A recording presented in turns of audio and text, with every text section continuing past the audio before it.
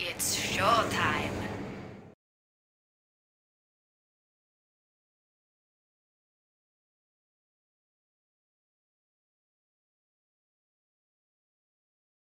Hello guys and welcome to the playoff finals for round number 3 of the STPL. My name is Kix and I am joined once again by Rapid on my left. Right, left, whatever it is. I'm glad to be here, and truly, because the Earth is a sphere and a globe, I'm both to your right and to your left, Kix. Got that one. That's a good way of looking at it. It saves me looking like an idiot the very first 10 seconds, but it's all good. That's my job, Kix. We saw some amazing games to get here this time. The round 3 took a little bit longer than the other rounds due to various things happening, like me going to America and then Christmas. So a little bit later than what I was planning to do this, but you know what? This works out perfectly because we start off 2019 with a bang. We saw some great semi-final games between our two teams. Obviously, the two teams we're going to be seeing here is going to be SouL and NetWars. SouL beat White Clan to get here, although I can go into this a little bit. NetWars beat Naz. So let's actually quickly have a look at the maps we're going to be seeing today, first of all, as that's kind of like the main component of how this is going to play out. So set 1 is going to be on Colosseum 2, set 2 is going to be on Benzene, set 3 on Icarus, set 4 on Athena 2, and set 5 on Katrina SE. Now that's not it, it's a best of 5, so we're going to be heading in on set 6 to Sin Peaks of Baekdu, and if we make it there, it's going to be the ace match on Neo Ground Zero.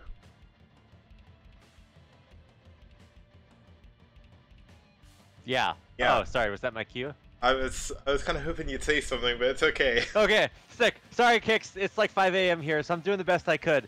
I made the decision to sleep beforehand, so I'm like waking up. I'm like, yeah, StarCraft. Is this like, this is the expansion of Diablo, right? Like, I don't know, man.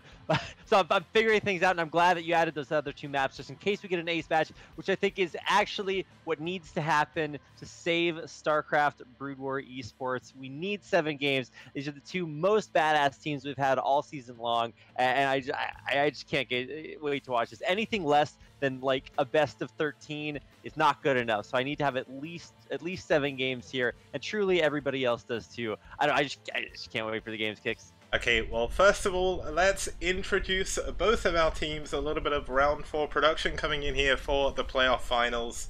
Let's get started and show off our first team. It's going to be NetWars. Unable to get Hive. The final units from kogeT actually going in, not even managing to kill a single tank. Great D-matrixes by kogeT. And unfortunately, it looks like this is going to be the end of the game. The carapace upgrades are not going to finish. GG! The last race is going to go down. And this is such a good usage of that spell. Good usage of the Ghost by Ratley with this. Now he's trying to clean it up, but this is too many 3-0 tanks against 2-0. That's not going to be enough for him. GG! Yeah, there's absolutely nothing Praise can do. Sai put up a good fight, but Zero taking down Praise here. GG! And all of Hermon's army is evaporated. I mean, we see Hermon with that bottom left base starting to mine as well. But he's running low to an observer, and GG! Still, there's 7 dragoons even, I can't count. The math is not my strong point today, but this is all of the tanks that Kimquex has. And this counterattack could win the game. I think yes, that's it. Damn. It's showtime. Okay guys, so we're back again. This is NetWars here. So NetWars have had a really strong path here to the finals. They did come second place in Group B, just behind SouL Gaming. But if we actually have a look at their match history, you'll see that starting off the round they beat ByuL 4-0, they beat Clan Rev 4-0, beat SciStorm 3-1, they lost Red in the ace match, and they lost to SouL Gaming in the ace match, but those were the only 2 losses they had, as they then went on to 4-0 EM, and also in the semi-finals, the first of our semi-finals, semi-final A, they took out the arguably best team in America. As a matter of fact, they may even be the only team in America when it comes to StarCraft Brood War clans, but I mean, 3-1 against them was fantastic, and NetWars are just such an unbelievably strong team.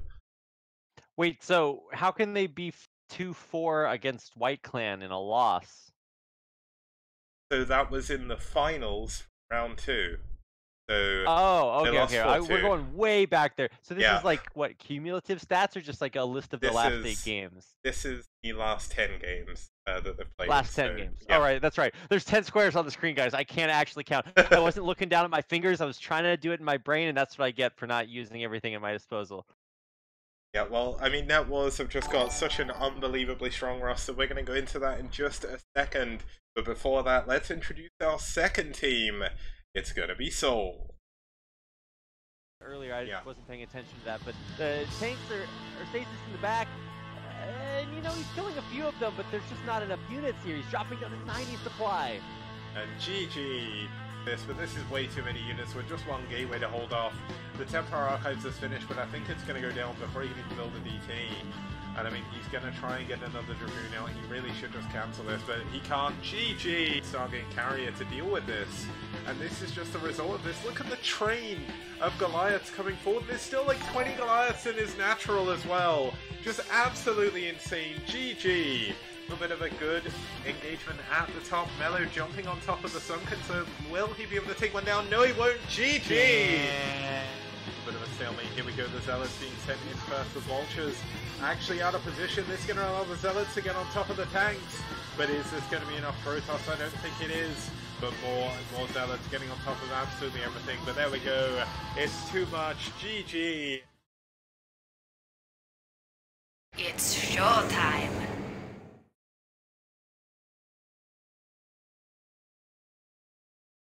Okay guys, we're back once again. So that was SouL's intro. Let's have a look at how they did. If we go back 8 weeks ago, you'll see they started off their push into round 3 with a win against Red 4-0, took down IRK, took down ByuL, took down Psystorm, took down NetWars, they've actually played it before of course, took down DM, took down Clan Revolution, and in the semi-finals they got their revenge for the semi-finals from round 2 that you can see in the bottom right, where they lost 1-3 against White Clan. They beat them 4-0. Yeah, actually really impressive. That finals, or the group, or semifinals, there we go. Semifinals, so sick. And honestly, you could have had a grand finals between those two teams, or either one of those teams advancing, and I would just, you know, the timeline stays the same because they're all just like so good. So any combination, I think, of our final 4 teams would have been pretty amazing. Yep. But I think getting these two is just so incredible. So I'm glad that it's a best of 7 and we get to just like watch people kill each other for money. It's like Rome all over again, Kicks. Yeah, I mean, if we just have a look at what matchups we're going to be seeing today as well, we're going to be starting with a PvT between Catspaw and Scan on Colosseum 2. We're going to head into a PvT between Bonyth and Dandy on Benzene. A ZZZero between Trutacz and Spire. We'll be following that up on Icarus now. Trutacz did beat Spire in their match last time in round 3, so when they met in the group stage, Trutacz actually won that. Going to be a chance for Spire to get a little bit of revenge. Yeti is going to go up against ByuL. kogeT is going to go up against YSC. And then if we actually have a look at the other screen, we'll see set 6 is going to be a ZVP between Zero and nOOB. So a sick set of players, and overall I think it's just going to be pretty amazing. Right, and that's why we have to get beyond just the bare minimum of games, because we do need to see Zero play nOOB. And slay him in epic fashion. I'm sure that would be what would happen there. But I'm actually just looking forward to any one of these games. I think it's a little bit weird, honestly, to see NetWars send out Catspaw first. Usually the strength of NetWars lineup is that every single one of their matchups is just like, they don't pull any punches. They play their best players all the time in the first slots. But now actually we get a chance to see kind of Catspaw take on Scan. And honestly, Scan is just such a badass for SouL that that might give them kind of a start, give them the momentum to start things off. So I don't know, but it'll be interesting to see how that decision from NetWars pays off. Yeah, and I mean, this is just more harking back to the old Proleague days. If you were looking at this lineup, what would your predictions be for the final score? Just looking at the lineup, I mean, like it's they're strong in so many different ways. I mean, I'd have to go with SouL. I mean, I'm here to bring the Korean bias to the broadcast, and because NetWars is European, then for at least another few months, you can bring your European bias too, Kix. Yeah, I mean, if I'm going to give a estimate, obviously I've got to keep the European spirit alive. I'm going to say it's going to go 4-3 to NetWars, but I think it's going to be close. We're going to have a lot of back and forth judging by the lineups and also the history between the players. But obviously, I mean, before we can get there, we actually need to get to introduce our first two players here as we have a look at Catspaw. He hasn't played for NetWars as of yet, so this is going to be his debut match in the STPL. Relatively, I've heard his name before, but I couldn't really tell you too much about his playstyle or really who he is, so it's going to be kind of cool to see him here. And he is going to be up against the boss from Korea. Obviously lived in America for a while. It's Scan. He's currently 14-2 overall in STPL, so he's done an amazing job. If we look at some of the Protosses that he's taken down before, he's taken down FullMe, he's taken down Tech, he's taken down Yeti, he's taken down Castle, Oyagi. He didn't take down Oyagi. Oyagi beat him. Best, that's Best White, obviously the pro gamer, took down Scan in the round 1 under the round 2 semi-finals on Gladiator. That was kind of a sick game, but he also beat Dentag and beat Sugo as well. So it's pretty cool to see this happening here. And I mean, I can't wait to get into the first match, which is going to be here on Colosseum. Colosseum, a 4-player map. It's been pretty crazy overall how this map has played out, but we've had like it's actually been a long time since I've seen Colosseum. Colosseum was played. It's been played in KCM a few times. It was played in one of the offline show matches. I want to say like SouL Super Cup. Because I remember Effort playing Flash on I might be totally misremembering that, but it's actually been a while. But for a long time in Proleague, it was like a super common map, so you just like see it all the time. So thanks for bringing it back. It's gonna be cool to watch, but yeah, we actually have to get into the game to watch it. Yeah, so let's get into game number 1. It's gonna be here between NetWars Catspaw and SouL. Yeah.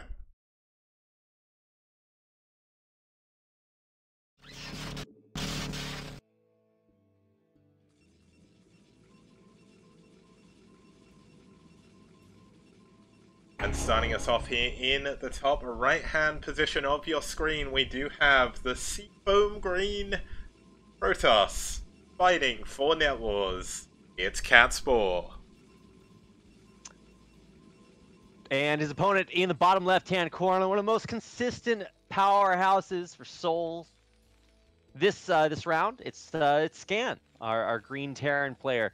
And this is just gonna be so good. It's a TVP, and anytime you have cross positions TVP, those are the ones I really like to watch, because it means that you can proxy something, or BBS, or like whatever you want to do to just like get really down and dirty. But the chances are we are going to have a little bit of a longer macro game, and I think that has to favor Scan, because as long as he can make it past the early game, and he can't always do that, but as long as he makes it to the mid game, I think it's so hard to beat him. Yeah, I mean, he's actually shown weakness in the STPL. In that game he lost against Oyagi.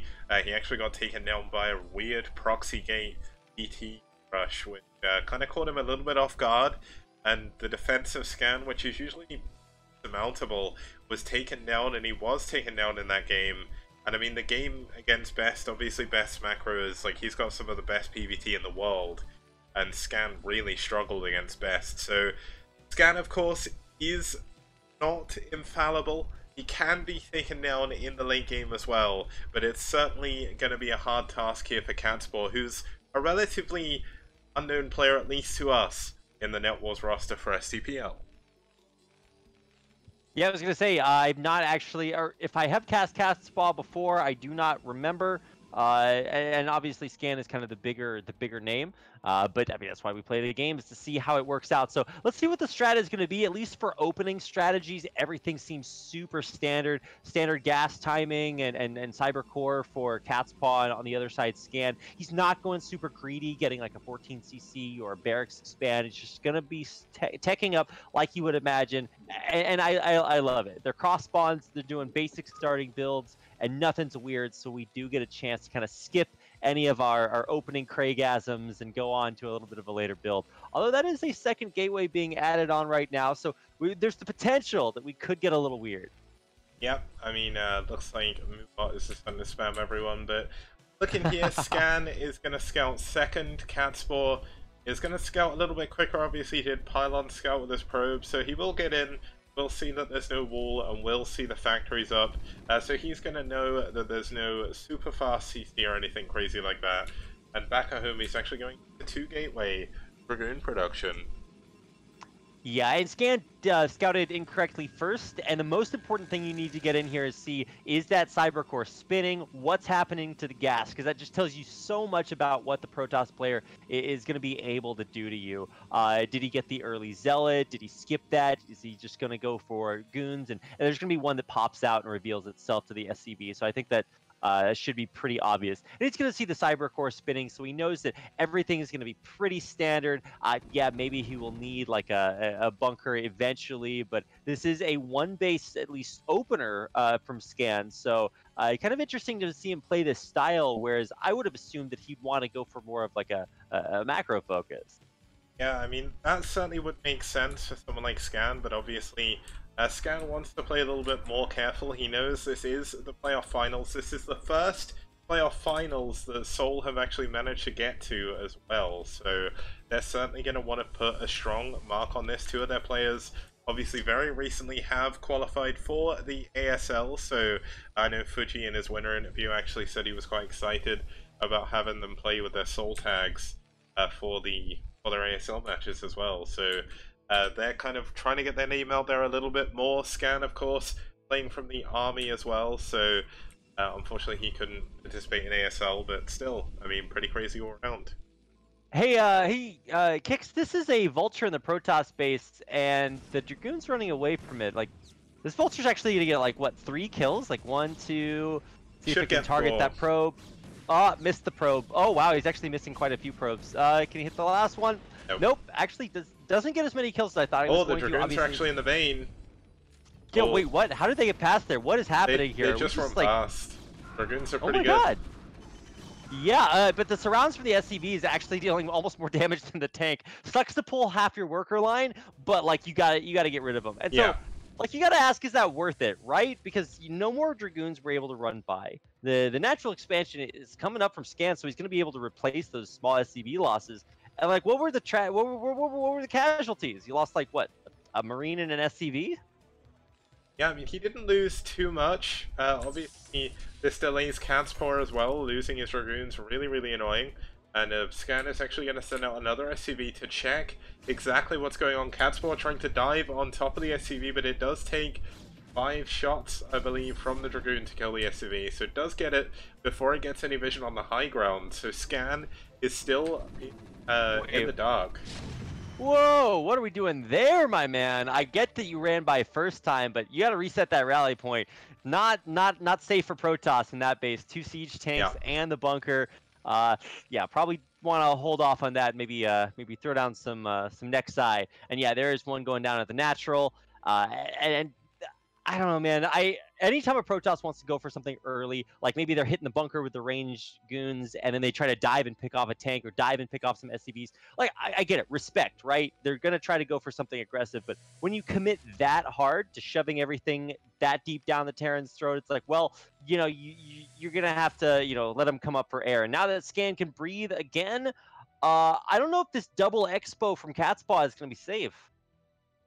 It's going to be difficult, but the thing is, Scan hasn't added on any additional factories. He doesn't really know what Catspaw is doing at the moment. He never really got a scout off. Now, he is about to finish his scanners, so that's at least a little bit of vision for him, so he can find out partially what's going on. I'm kind of interested to see exactly where Scan is going to use this scans. Likely one is going to go onto the main, check for any tech. But is he going to check for the third base, or is he just going to assume check the natural? I mean, we should see them coming up pretty shortly, so... Yeah, I'll have to wait and see where that info comes. If you scan the third right now, you're a sick Gosu. Like, how do you know to do that? But maybe that's just exactly what he knows he needs the info for. Pros being transferred to the Nationals, so now both players on 2 bases, and that third base will be finishing up just about now. But yeah, what is the next move for Scan? Obviously, he does need to know what his opponent is doing. And as far as we can tell, it's going to be maybe some DT tech, maybe just getting that for speed lots. Yeah, possibly DT drop as well. Oh, there goes the first scan in the main, and the second scan on the natural as well. Now, he's going to be able to click the minerals to see exactly how long this has been mining. That is a very good tactic to use. He'll know that it's only really recently come up. He may not have seen the probe transferring though, so he's likely not going to assume there's a third base, but he now knows there's nothing too crazy going on. He saw that the tech is at a certain position, he knows there's a robo up, he knows there's only 2 gateways. He's going to feel pretty safe to do what he wants to do, and that's going to be at a third command center. He's going to get the third command center here, and I'm always a little bit skeptical when Protoss, when Terrans feel too comfortable to do that, because that means that the Protoss, for some reason, isn't making that more difficult. Terrans, like, you know, they can stay on 2 bases just forever. Like, it's actually just so comical how long they can be on 2 bases. Same thing for Protoss in PvZ. But a lot of times that's out of necessity because there's so much pressure being put on them. The fact that Scan can get up another command center this easily is kind of a testament to what it takes out of the Protoss aggression to be able to double expand like that. So, I mean, yeah, their economy is going to be sick, right? They're going to be able to get up all of their tech and they're not going to feel any pressure. But I can't help but think that that helps the Terran player out a little bit more because now they can get their base, they can get their upgrades, they can get their tech out even easier. Yeah, I mean, the one component to this as well is also the map. Colosseum features a very easy to take third base, obviously. As Terran, there's Protoss against Zerg as well. All you need to move up this big ramp, and you kind of secure the base just by being there. Now, Scan actually wasted a scan on top of his army to try and catch the Observer, but the Observer was late, so it's only now just got near Scan's base, so that's a little bit of a mistake for Scan. It is, but it's not like he's like totally out of scan energy. I think he still has 3. Yeah, so he's got 3 scans, and it's not like maybe he's gonna die to a DT drop or anything like that. There is finally that observer coming through, so that info is gonna come down here. And really, what that'll reveal is the positioning of the army on the high ground, which shouldn't be surprising, and the presence of the third base when he finally gets the observer down there. But you know, as we see both of our players start to like really get their macro on, for Scan, this is a huge power point for him because he will actually just build more units than his opponent. If you want to upgrade both of these players to like pro gamer status, then Scan would be kind of like a last in this situation where he is really comfortable going for a macro tech build, and that's exactly what Catspaw has allowed him to do.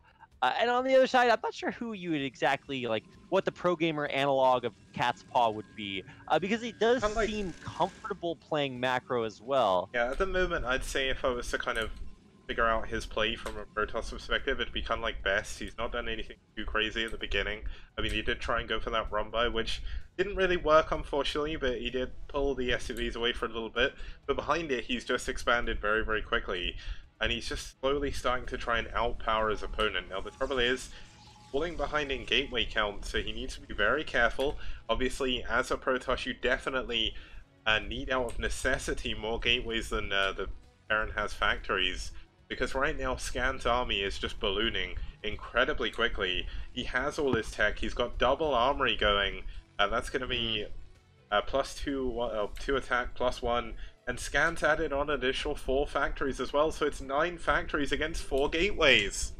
9 factories, but the double upgrades as well. Like it's like Terran units are just better than Protoss units with upgrades. And a lot of the times, it can be really hard to get those upgrades because Protoss, like, they're building their gateways all over the map. They're chopping shuttles and reavers in your mineral lines, and it's just like, well, you know, I can't afford to, like, play this kind of slower style. But for Scan, it's like, well, what has really been challenging him? He had 3 Dragoons run by, he pulled all of his SCVs, killed it, slapped it down, and now he's got 3 bases with double upgrades. Charon boosters coming through, EMPs on the way, even before Storm. And, oh man, this is just going to be really, really difficult to break through as a gateway man. Yeah, I mean, the one benefit of Catspaw is he's doing something that a lot of Protoss players in the STPL don't do, and it really irks me. He's actually taking another base, he's building another gateway farm. He's adding on 6 gateways in the top left, and this is what you need to do. I mean, it looks like he is, for the moment, going to go into Arbiters. I didn't see any Arbiter upgrades go down, so does need to start those soon, but it looks like he's just trying to flood gateways for the time being, just to get a really strong standing army. But I mean, Scan's army is slowly building up 2-1, about to finish. And that's going to be when Scan is really going to start to push, so Catspaw needs to get ready, and he needs to get ready soon. And Catspaw is doing a great job of getting ready, because he's built a ton of gateways, like just a very large ton, like a ton with an E on the end, like your tons, Kicks. Yeah. Those he has many stone of gateways over there, if I can put it in a reference for Europeans. But the idea is that it'll help him build units from a lot of different areas, a lot of different directions, and as Scan pushes out on the map, he has that risk of being flanked by a bunch of speed lots that crush his tank line and force him to, you know, back off. So this is not like guaranteed. We're talking about how Scan's powering up and this push is going to be super badass, but Catspaw is preparing for it pretty adequately. And when you look at the supply, like, it's not like any player has a gigantic lead. But here we go, pushing in on top of those tanks. Oh, that's Storm on Storm! the back line too. Yeah, that's exactly what he needs. Now, there are going to be some speedlots coming in behind. Another great Storm on top of these tanks, really doing a number on Scan's army. But Scan's army stands strong. It was in a good little pocket there. And now it's going to be up to Catspaw to try and remax this. It's going to be difficult, but he has a chance. He's just on a little bit of a timer. He's got to get these storms off. Actually, decent storms on the vultures, but he's going to snipe all the High Templar. And then it's gigantic. High Templar are the hashtag value for the Protoss army. And it's cool that he's going to be able to pick off some vultures here, but losing all these High Templars, such a massive gas investment. And you could just see the supplies plummet after that. Lots of red health tanks, but lots of dead Protoss units. A 50 supply advantage for Scan pushing in. Yeah, the Arbiter flying over the army, taking so much damage, just 2 Charon boosted Goliath missiles away from death. And I mean, Scan is pushing into the third base. This is all going to come down to that second main now. Can Catspaw make it happen? Catspaw obviously taking position on his high ground above the natural, but too good for him. GG! Catspaw taps out, and Scan wins game number 1. And, you know, congratulations to Scan for winning. I was actually really impressed with how Catspaw played that, a really kind of slow, methodical style. And as he was kind of saying earlier, he did get put in to play this match like 3 minutes before they were scheduled to play. So with that short notice, to be able to kind of react and actually still put up a pretty good fight there, that's pretty remarkable too. So he did the best he could, but ultimately, yes, Scan is just a gigantic badass, and you would have maybe favored him no matter who NetWars decided to field.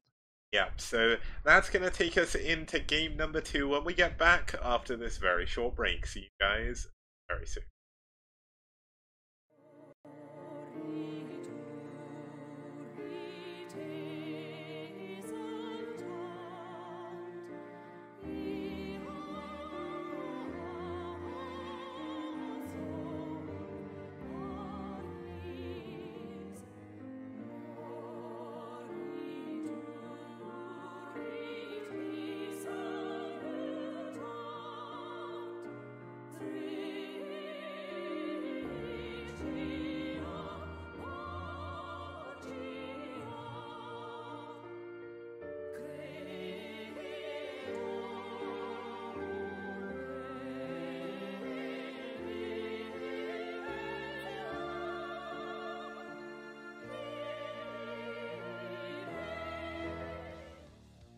Hello guys, and welcome back to the STPL Round 3 Playoff Finals. We're currently watching NetWars versus SouL Gaming. Scan just took down Catspaw in a macro game to take us here to game number 2.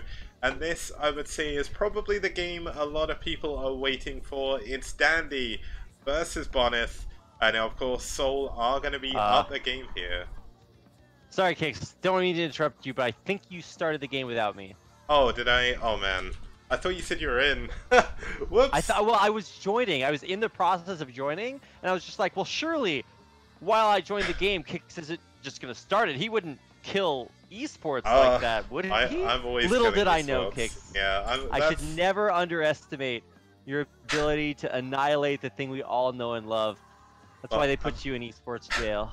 I'm hosting again, so okay, I'll let you download the replay this time. But just to quickly go through and introduce our two players, we've got two really, really good players. Both of them have done an incredible job so far in the STPL. Starting us off here for NetWars, their chance to sort of put their name on the board here most certainly is Bonyth. Now, Bonyth has only won one of his PBTs in the STPL so far. He has only played 3. He actually lost to ByuL, beat KimQuex, and lost to Marine. So things haven't gone as well for Bonyth as they have outside of the tournament, but obviously Bonyth, one of the best foreigners outside of Korea, and I mean just overall a pretty good boss at everything. Yeah, no, Bonyth is a badass. You gotta vote for this guy every time you see him. If you believe in NetWars chances, then you believe in Bonyth because he exemplifies those chances so much, so often. And yeah, it's kind of weird to see that his PBT is not up to where you would imagine because he's just so good in every other matchup. Yeah, his PvP and PvZ are just absolutely insane. We did see him lose to Bonyth the other day. That was a... You know what, it's hard to say that's an upset just because them two have such a checkered history, but that was a really cool game on Icarus between Eonzerg and Bonyth. Eon kind of had Bonyth's number, got through his wall with Lings, and that was just kind of game over. But if we actually look at his opponent here, it's going to be Dandy. Now, Dandy did so much for his team in round 2 and round 1. He was a pivotal component in making it as far as they did in round 2. He's taken a little bit of a step back in favor of some of their newer pickups, but he's still here to sort of really back up the team. He's just such an unbelievably good Peruvian Terran player. There's him and Terra, both of them are so good. I mean, his TVP, he took down Dragon, he took down Goody, and he took down, he actually lost to Cubic twice, which is a little bit confusing there, but I mean, Dandy overall is a really good player as well. They're going to be moving on to Benzene. Now, Benzene, a really, really fun 2-player map. You would have seen it more recently in the ladder map pool, obviously. It was actually ASL 2 and ASL 3 as a map, and it dates back to 2010 when it was used in Shinhan Proleague. Terran have had the advantage here on this map. Scan took down Yeti, Irradiar took down Jax, Vulture took down Grast, Attract took down Future, and ByuL took down Marine. But we've had some really, really sick games here, and I don't think this one is going to be any worse than those. So let's get in to game number 2. It's Bonyth versus Dandy.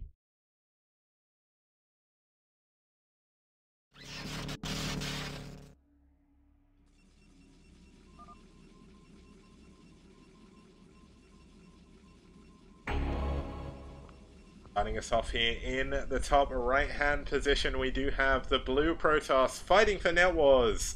It's Bonyth. That's right, Gixon. His opponent in the bottom left-hand corner, one of the South American representatives of SouL, who you would normally consider a Korean team, but no, they've got other players, other places. It's Dandy, and certainly a high point of their roster as well. Yeah, I mean, someone's pointing out in chat as well, Quadrox. I mean, Peru is the top country in the BSL at the moment. Dandy is a real major component of that. I know a lot of people say South American inflation on ladder. Whatever, like, take away that for a second. I mean, you can look at the foreign scene for the last 2 years. Dandy, Terra, both of them have been so high up there, doing so well in every tournament, every single time, and Dandy was in the finals of BSL 5, where I do believe he actually won. I think he took down Eonzerg to win. So I mean, Dandy is just really, really good. Yeah, it's easy to look at a Korean lineup just because the pro-Korean scene is so dominant, and just see, well, you know, the Korean players are really good, but it's like, well, at this level, you know, when you're not playing at like the flash effort level, it's actually ridiculous how close a lot of the top foreigners are to some of the amateur Korean players, Yeah. and NetWars is a perfect example of that, and so is Dandy on his team SouL. So now that we've got all of that justification out of the way, we can talk a little bit more about the game itself. Obviously, this is a 2-player map as opposed to the 4-player map that we had just played on, and that means you always have to be a little bit more vigilant against playing against cheese. I say that as I watch Dandy put down a 14cc. Yeah, I mean, going for a 14cc against Bonyth, I mean, that is the ultimate risk. This reminds me a lot of when Flash played in Proleague as well. You'd see him go out, his team would be down like 3-0 or something, and they'd put Flash out, well not 3-0, but 2-0. They'd put Flash out for game 3 and he'd 14cc, and it's like, Flash, I'm not sure. You know what you're doing here. This is a big risk. But Dandy's going to try. You can sit here against Zealots. You can, if I remember rightly, you build a... I think you've done this a bit weird. You put the barracks over the command center and put the depot next to it. But you know what? Dandy knows what he's doing, and he is going to see that the Zealot's coming, so he's at least going to be able to get himself prepared. Yeah, so he will be able to get himself prepared. And honestly, as soon as you build that command center, you got to know it's coming. Especially if you are against a guy like Bonyth, because this guy one base Reavers like you would not believe. In fact, like I want to make a rule just for Bonyth's own sake. Just only one base Reaver. Just do that every game, because it's so scary. This guy is so unbelievable. He's he's a good player overall, but he is disproportionately good at playing that style. Yeah. And honestly, the block. That's a lot to. Oh my god, he almost got it off. Yeah, that Zealot nearly got through, but Dandy, with the perfect SCV block there, does keep the Zealot away. And the bunker up now, the second Marine. Dandy has officially made a 14cc work against Bonyth. Okay, man. Wow, what a... I mean, that in and of itself is certainly the quite the accomplishment. So, congratulations, you did it. You got the little achievement popped up in the bottom right-hand corner of the screen. Yeah. The ability to go for the eco cheese in the beginning. But, hey, there's still round 2 and 3 and 4 and all of that stuff, because look at what's happening at the 12 o'clock location. It's a proxy robo. Okay, it's a 12 o'clock location if your clock's upside down, but the 6 o'clock location, okay, it is a proxy robo. I was casting from Australia there for a moment. Yeah, he was listening. You know, you said go one base Reaver, and what's he gonna do? He's got a one base Reaver. This is what you wanted, and you are getting your wish. Now, is Dandy gonna be able to hold on to this? Obviously, we're gonna have the Dragoon pressure at the front. That's not too much for Dandy to worry about, but he's going to factory. Not going for an engineering bay, and he's not actually managed to get a scout out, so other than a scout at the very beginning of the game. So he is effectively blind at the moment, so he is not going to know this robo is coming. Yeah, you always have to play with things like this in mind, because there's a couple different ways that you can deal with a player who is expanded aggressively, whether it's like, you know, 12 Nexus and try to can up, or... Oh, now he is. Okay, ooh, that was close. He wasn't repairing the bunker. Yeah, because if you do repair it to full health, like if you have an extra SCV per Dragoon, then all of a sudden it reaches full health and you have to remember to go back and repair it, or start that repair again. Yeah, so, 4th Dragoon coming up, there's 4 SCVs repairing. Actually, wait, no, now there's only 3. All right, so he is going to have to, he's going to be able to repair, but the Reaver's almost halfway done.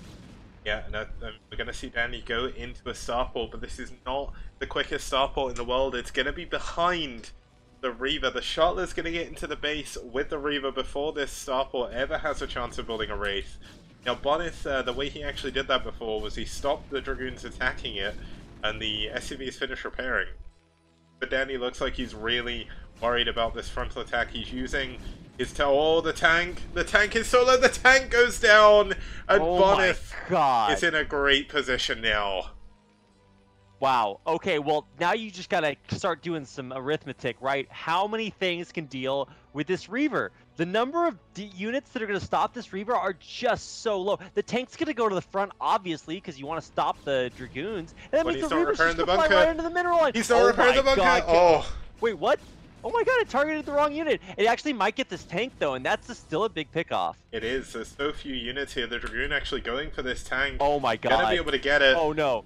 Not like this. Oh, Not and like he this. loses other tank as well. Oh, dandy. Oh, is this the end of the game here, Kicks? I think it is. He's got no units on the ground anymore. The Reaver isn't doing that much damage, but there's a lot of lost mining time. The next tank has come out, but it's being shot by the Dragoon already. Another big Scarab going down. That one actually glitching out. But these tanks are just unable to do anything. Oh, a nice block on the SUV though, but it's not enough. The tanks are going down. The Wraith is finally out. But does it really matter? You've lost so many tanks. You've set yourself so far behind. And the Reaver is still going strong, killing yet another tank. It's gonna get all No way! Oh my god! This Reaver must have like 25 kills. This is so insane. And it's gonna die here, but at what cost? Let me see. 24 kills on that Reaver. Wow, 24 kills. That's absolutely insane. The bunker is still holding at the front. But realistically, Dandy, there's not really too much you can do. While the Wraith is actually going to get another Reaver. A shuttle's going to pop out, but it doesn't have speed. Speed only now just finishing, so this is going to be a dead shuttle. I mean, the Dragoon is eventually going to be able to kill this Wraith, but the shuttle... Yeah, let's not get ahead of ourselves here, Kicks. This is still like it's a tragedy, right? Because you look in the main base, there's 3 SCVs mining. So let's not get out of control. Danny's way far behind, but that was a 1-base strat. There's still no mining at the natural expansion here by Bonyth. But if he can leverage this even more, if he gets more critical damage done with this Reaver, then you just got to give it to him. Yeah, I mean, Dandy doesn't want to give up. This is obviously the playoff finals, and as I say that, Caster Curse, GG! Bonyth takes down Dandy in game number 2. Wow, damn. Did I not say it? There should be a rule. It's like, Bonyth, I know it might be boring, but you're only allowed to 1-base Reaver. He's so good at it. That was down and dirty, and he made it look so good. Dandy, it sucks to lose there, but Bonyth, you said it at the beginning too, Kicks. If there's anybody that can bring NetWars back in this series, it's Bonyth. It is indeed. Now, next up is someone just as good here for NetWars, as well as for SouL as well. We've got an insane lineup of players. We're going to be heading into game number 3. When we get back after this short break, it's going to be Spire versus Trutacz. See you once we've loaded the game.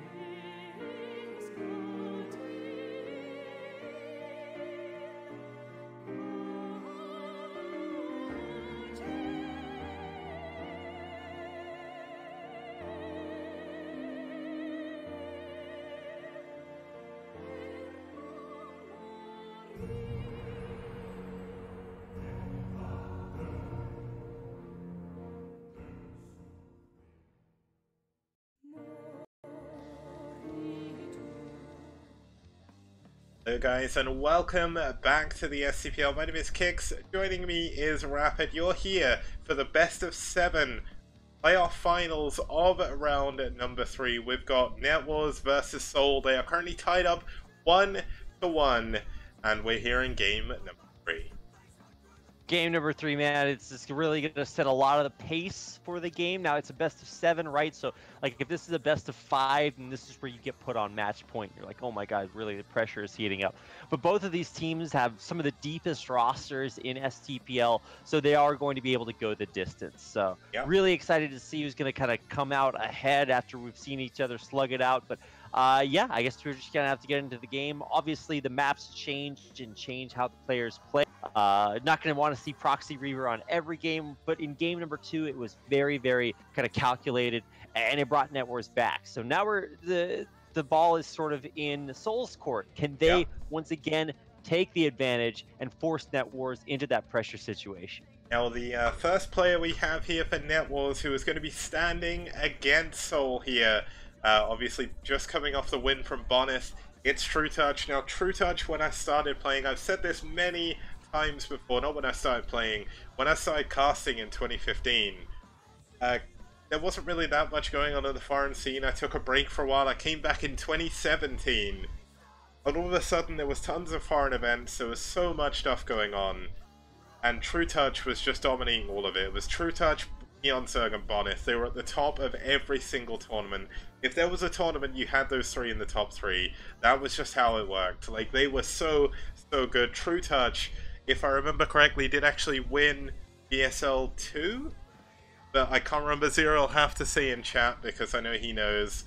But Trutacz, just an overall boss. He's actually beaten his opponent before as well. We saw in the group stage of round 3 NetWars play against SouL when Trutacz met Spire on Neo Ground Zero, and he took the win in a really impressive ZZZero. So this is going to be a little bit of a run-back series here. Spire has also done very well. He's actually 3 for 1 against beat Yaj, beat Ku, and beat Jerry, but he did not beat Trutacz, and that is the important component as we get into this game. We're going to be heading into Icarus as our third player map. Map features don't really come into it too much often in ZZZero, but if we see one of them spawn in the top or bottom location, and one of them spawn in the side locations, it's actually a little bit of a positional imbalance on this rotationally symmetric map, as obviously the mineral lines are a little bit more exposed than the top and bottom bases. So we'll have to see how they're going to spawn and how the map is going to affect this ZZZero as we get into game number 3. It's Trutacz versus Spire on Icarus.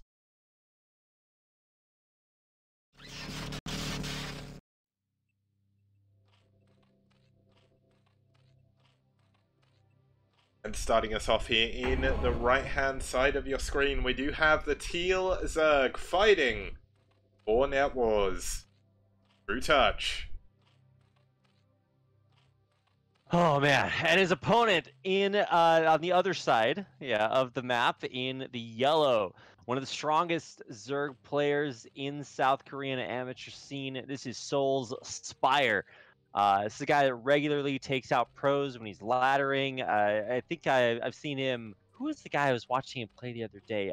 It was a ZZZero. It was maybe against Miso. I don't know. But I was watching him stream, and Spire took him out, and he just kind of sat there afterwards. Damn, this guy is so good. This is a ZZZero, and honestly, you don't get much better as far as Zerg players go, just in the amateur scene totally, but also on these two teams. So you're probably going to see 9 pool speeds, I would imagine. If you don't, and actually, right as I say that, we're not going to see that. It's going to be over pool at least from Spire. And on the other side, let's see where, oh wow, are we really going for a 12 build? I think Trutacz is going for a 9 pool. There we go. Okay, alright. Alright, I was waiting. 9 pool, which is just something. Like, we don't often see this very often, but it's kind of... Well, I mean, you can say that's a slight advantage for Spire. Obviously, the sort of game of chicken is how late can you wait before you invest aggressively. Yeah, but I'm not really sure how this is going to play out. Obviously, Trutacz does use an extra drone, a little bit quicker to get an extra spawning pool, and his extractor, but the player is really going to have a massive advantage when it comes to link count. Obviously, Trutacz is going to get his ever so slightly earlier, but it's going to be so unbelievably close. The Spires are going to be there to defend, so I'd love, like, I wish Cadenzi was here right now to explain the nuances of this, because this seems kind of even. I mean, Spire might be able to squeeze out an extra drone, but it won't be that big of a difference. Like if it was like a 9-pool versus 12 hatch. Yeah, actually, that's a great comparison, Kix. If you have like an extreme contrast, like a 12 pool versus a 4 pool, it's like, okay, well, yeah, yes, you die at that point. Well, I don't know. Drones can be really strong, but the idea is that when it's just this subtle, a lot of times that does give a slight advantage, but it's not one that's just gonna like make it 70-30 in one player's favor. Yeah. So the game's going to go on, but as always in ZVZ, anything could happen. The game can be totally even 1 second, and the next second totally over. So let's watch, because Trutacz is going to be the one putting on the pressure with the Zerglings further out on the map. Yeah, and the player actually knows where each other spawns, so yeah, they're both kind of feeling around in the dark at the moment. We're going to see Spire see the Overlord coming from the top. Now, is that going to make him assume that's where his opponent is? He knows he's not in the bottom. So he should know where he's spawning now based on the link position. But Spire is in a defensive posture at the moment, trying to set up that concave. Is going to force Trutacz back for now, and Trutacz is actually down a supply somehow. He's down in supply, but he is getting some good hits off on those Zerglings. Obviously, none of this is really going to define the game, but it is going to define for each player how heavily they have to invest in their early aggression, because obviously as a Zerg player in a ZVZ, you want to get mutas as fast as humanly possible. That's why we see both players one basing, because it's just a desperate rush to get those sort of the end-all be-all of ZVZ, the Mutalisk. And while you do see some players try to sunken their way out of this, or spore their way out of it, right now it's just going to be straight on battle for muta domination. One big difference I've noticed is we actually saw an earlier layer by Spire. So obviously Trutacz going for his link speed first, trying to do a little bit of damage with that. Unable to find that to begin with. Spire has also now finished his link speed, but his lair and his Spire is going to be a little bit later. Now, once again, it's not a massive difference. We shouldn't huge, like, kind of crazy muta switch by Spire to take down Trutacz immediately. And the defender's advantage is going to kick in here again. So this is kind of the weirdest, but not even ZVZs I've seen, I think. Even, but not even. Yeah. And like I said, it can all change in just a second. Look at what Trutacz has done. He's going to actually come in from underneath. There's a couple of Zerglings that weren't moving there by Spire, but he has a better concave. Yeah. As we all know from years of StarCraft, concave does in fact beat convex. It works for Zerglings, works for Dragoons, works for everything. And so now Spire is going to be able to kind of push out across the map. There's a couple more reinforcing Zerglings, but it's all about Spires. How much or how far done are they? It looks like Spire is a little bit faster than Trutacz's. Yeah, but we see another swing in the middle of the map. Trutacz's defending lings do manage to come out in time, and they actually get a good surround there on Spire's lings. So 2 left remaining for Spire as Trutacz pushes forward. Now, there's no sunken colony in this base. He only has 2 lings at the top of the ramp. Could this be the perfect time to counterattack? A good surround on those first couple of lings, and Trutacz is going to get in the main. How did he do it? Oh my god, this many speedlings in the main? This is actually going to get at least 1 drone kill. Any less, it's just not good enough. And there's no Zerglings there to defend. It's only going to be mutas. Oh, wow. And sure, they're going to push it out, but, I mean, even any drone kills at this point are... Oh my god, he got the drone at the last second. Yeah. No way. That is disgusting. Trutacz, that's a massive loss. That is for Spire. Spire losing that single drone. That could be the... I mean, in TVZ, it's hard to say. Like, if you look at a TVP or even a PvP, think, okay, they lost 1 worker. That's not a huge deal. In ZVZ, a single worker can be the difference between an extra muta 10 seconds earlier. It's absolutely insane how ZVZ's economy works. Now, both of them are going to be even on muteless here, so... neither player is really going to be able to do too much damage, but Trutacz is actually adding a second hatchery here. And the drone he killed for Spire, he is going to use here to get extra production. This is so disgusting to me. Okay, I mean, a hatchery is a big investment because this is your game winner, right? This is all that matters. If you have an extra hatchery and your opponent doesn't, you will win the game inevitably, mathematically. It's going to happen unless you magically become just drastically worse all of a sudden. I've seen players do that, but for the most part, this is a great way for Trutacz to win the game because, Yeah. crucially, you don't have to build the base at your natural expansion. When you build it in the main, that means that you can defend it with your mutas. You don't have to like stretch your forces thin. And once it gets up, you get that extra larva, you've got a huge advantage. Yeah, now both players just kind of jostling position in the map. Trutacz taking a very defensive posture. He's actually built a couple of Scourge. So he is low on Muteless compared to Spire. Spire now up to 8 Muteless against 6 in Scourge. So a lot of this could come down to these Scourge connections. You can see that Trutacz doing a very good job keeping his Scourge hidden amongst the Muteless. Makes it very difficult to see in the heat at the moment where they are, and it allows you to get those connections. But obviously both players still trying to push their way forward. Spire falling a little bit behind in supply. That's that second hatchery worth of production finally kicking in. And I mean, Spire has, well, it looks like he's added on another 2 Muteless here, so his money just sort of disappeared. And Trutacz is slowly but surely trying, feeling his way out into another map.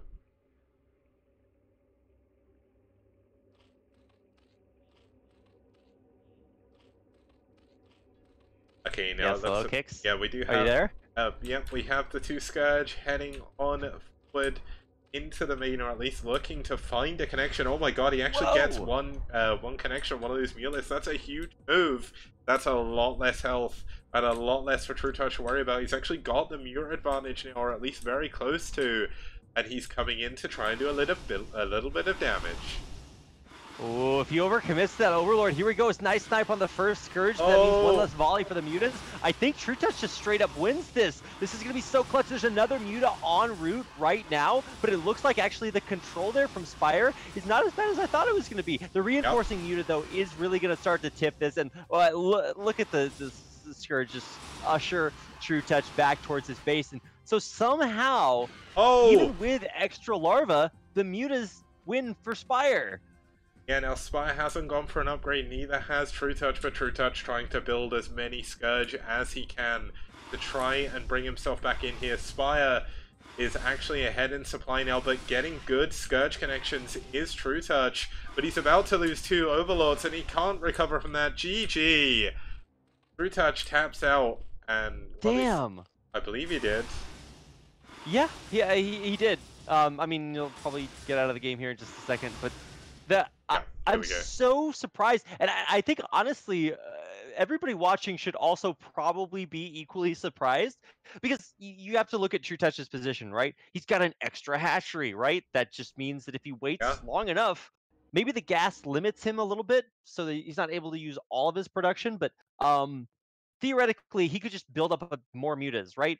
But he makes the decision to be aggressive at that point. He actually had a couple, or maybe just one mutalist rallied in. He could just wait for that muta to get there, right? And the reason a lot of times you'll see Zerg players not be aggressive with their mutas is because if you lose to the defender's advantage producing the muta and it gets to fight faster, then you just lose. Having one less muta is like having 50 less mutas. It's like you just lose. But so, I don't know. Maybe it was the decision to target a Scourge immediately, and maybe snipe a few of the other ones. I don't know. I noticed that Spire survived with a lot of lower health mutas, so maybe the glaive bounces didn't work right. I don't know, but some ZVZ expert out there can tell me why Spire is such a badass, because he crushed from that position and won the game off of that single fight. Yeah, so we're going to load game number 4 here. It's going to be on Athena 2, and it's going to be Yeti and ByuL, so... Second, I'll host a replay and we'll be back very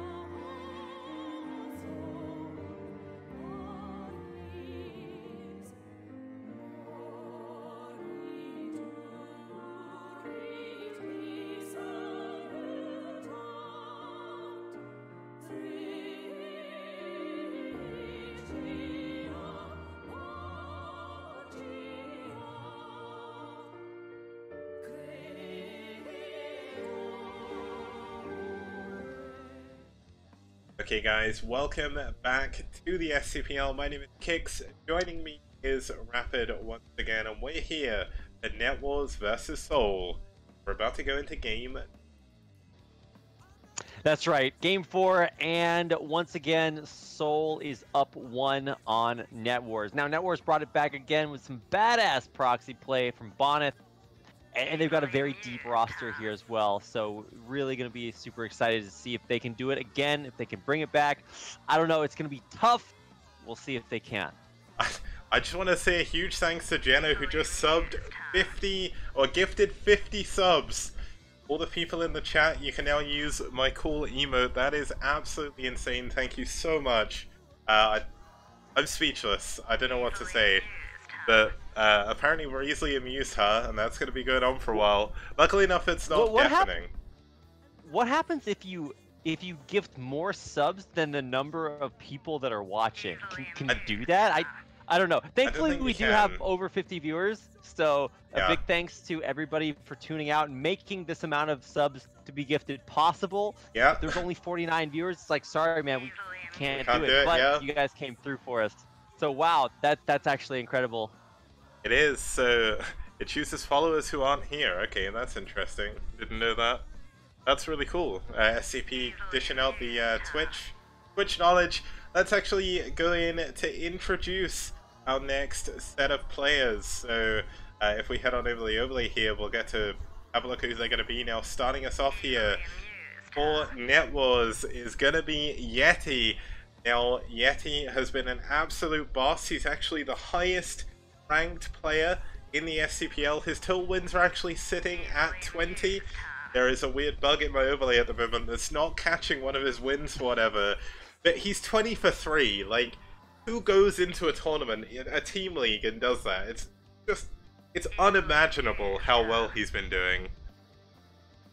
Madness. This is just, it's unreal how good this guy is. And honestly, that's going to put a lot of pressure on him.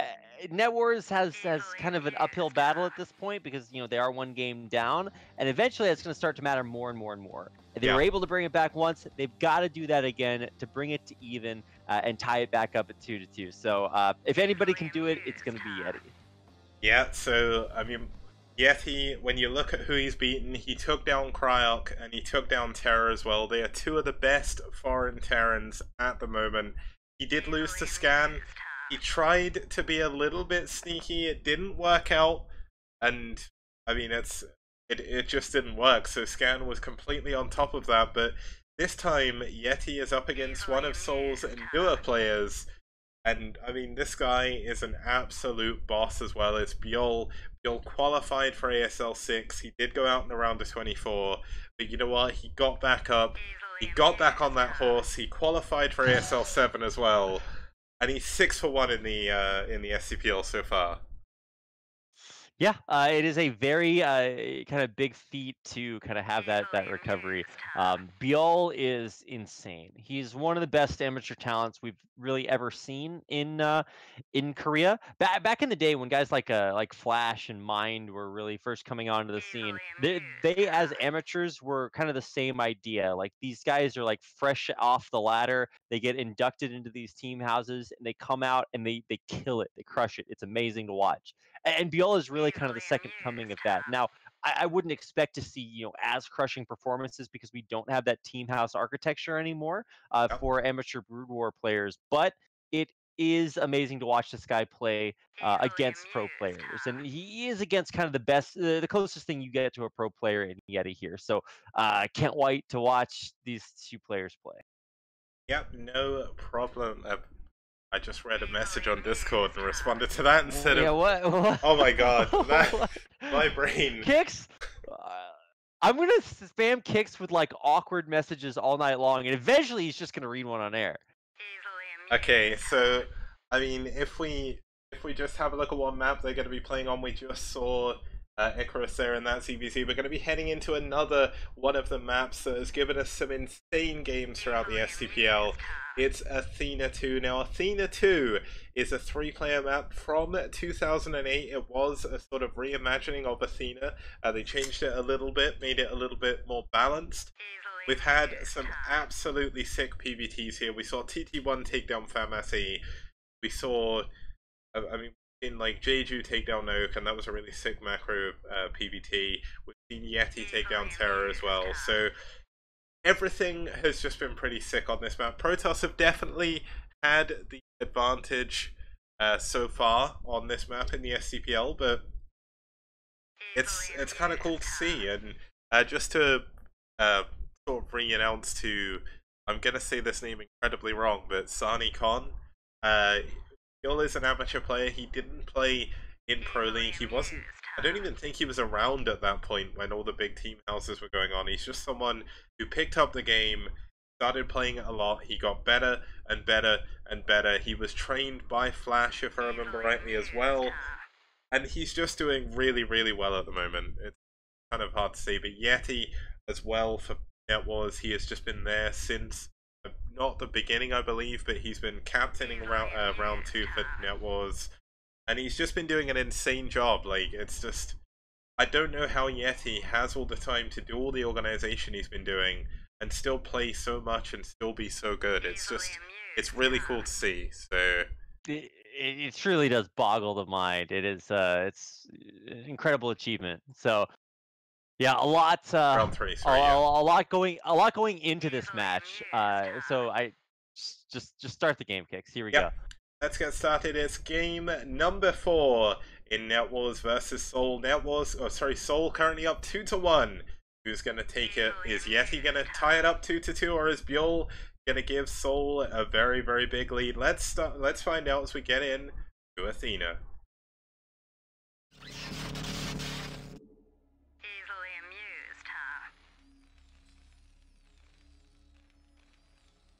And starting us off here in the top left-hand position, we do have the Purple Terran fighting for SouL. It's ByuL. And his opponent in the, well, on the other side, in the blue, playing for NetWars from Poland, it's Trutacz. This is Yeti.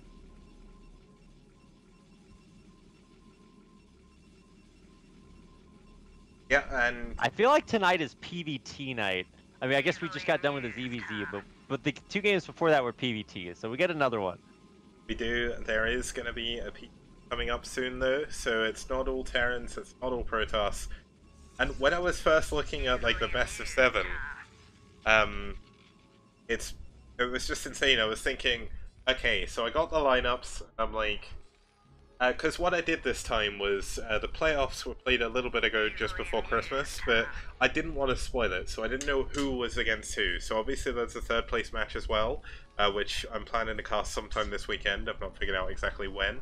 But I saw, when I looked at NetWars, White, Naz, and SouL, when I looked at sort of SouL with any other team, there was a ton of mirrors, and I was like, huh, are we just gonna have like a mirror final? But we didn't. Like, this is the one outcome where it's not just a ton of mirrors somehow. I don't know how it all worked to get this way, so...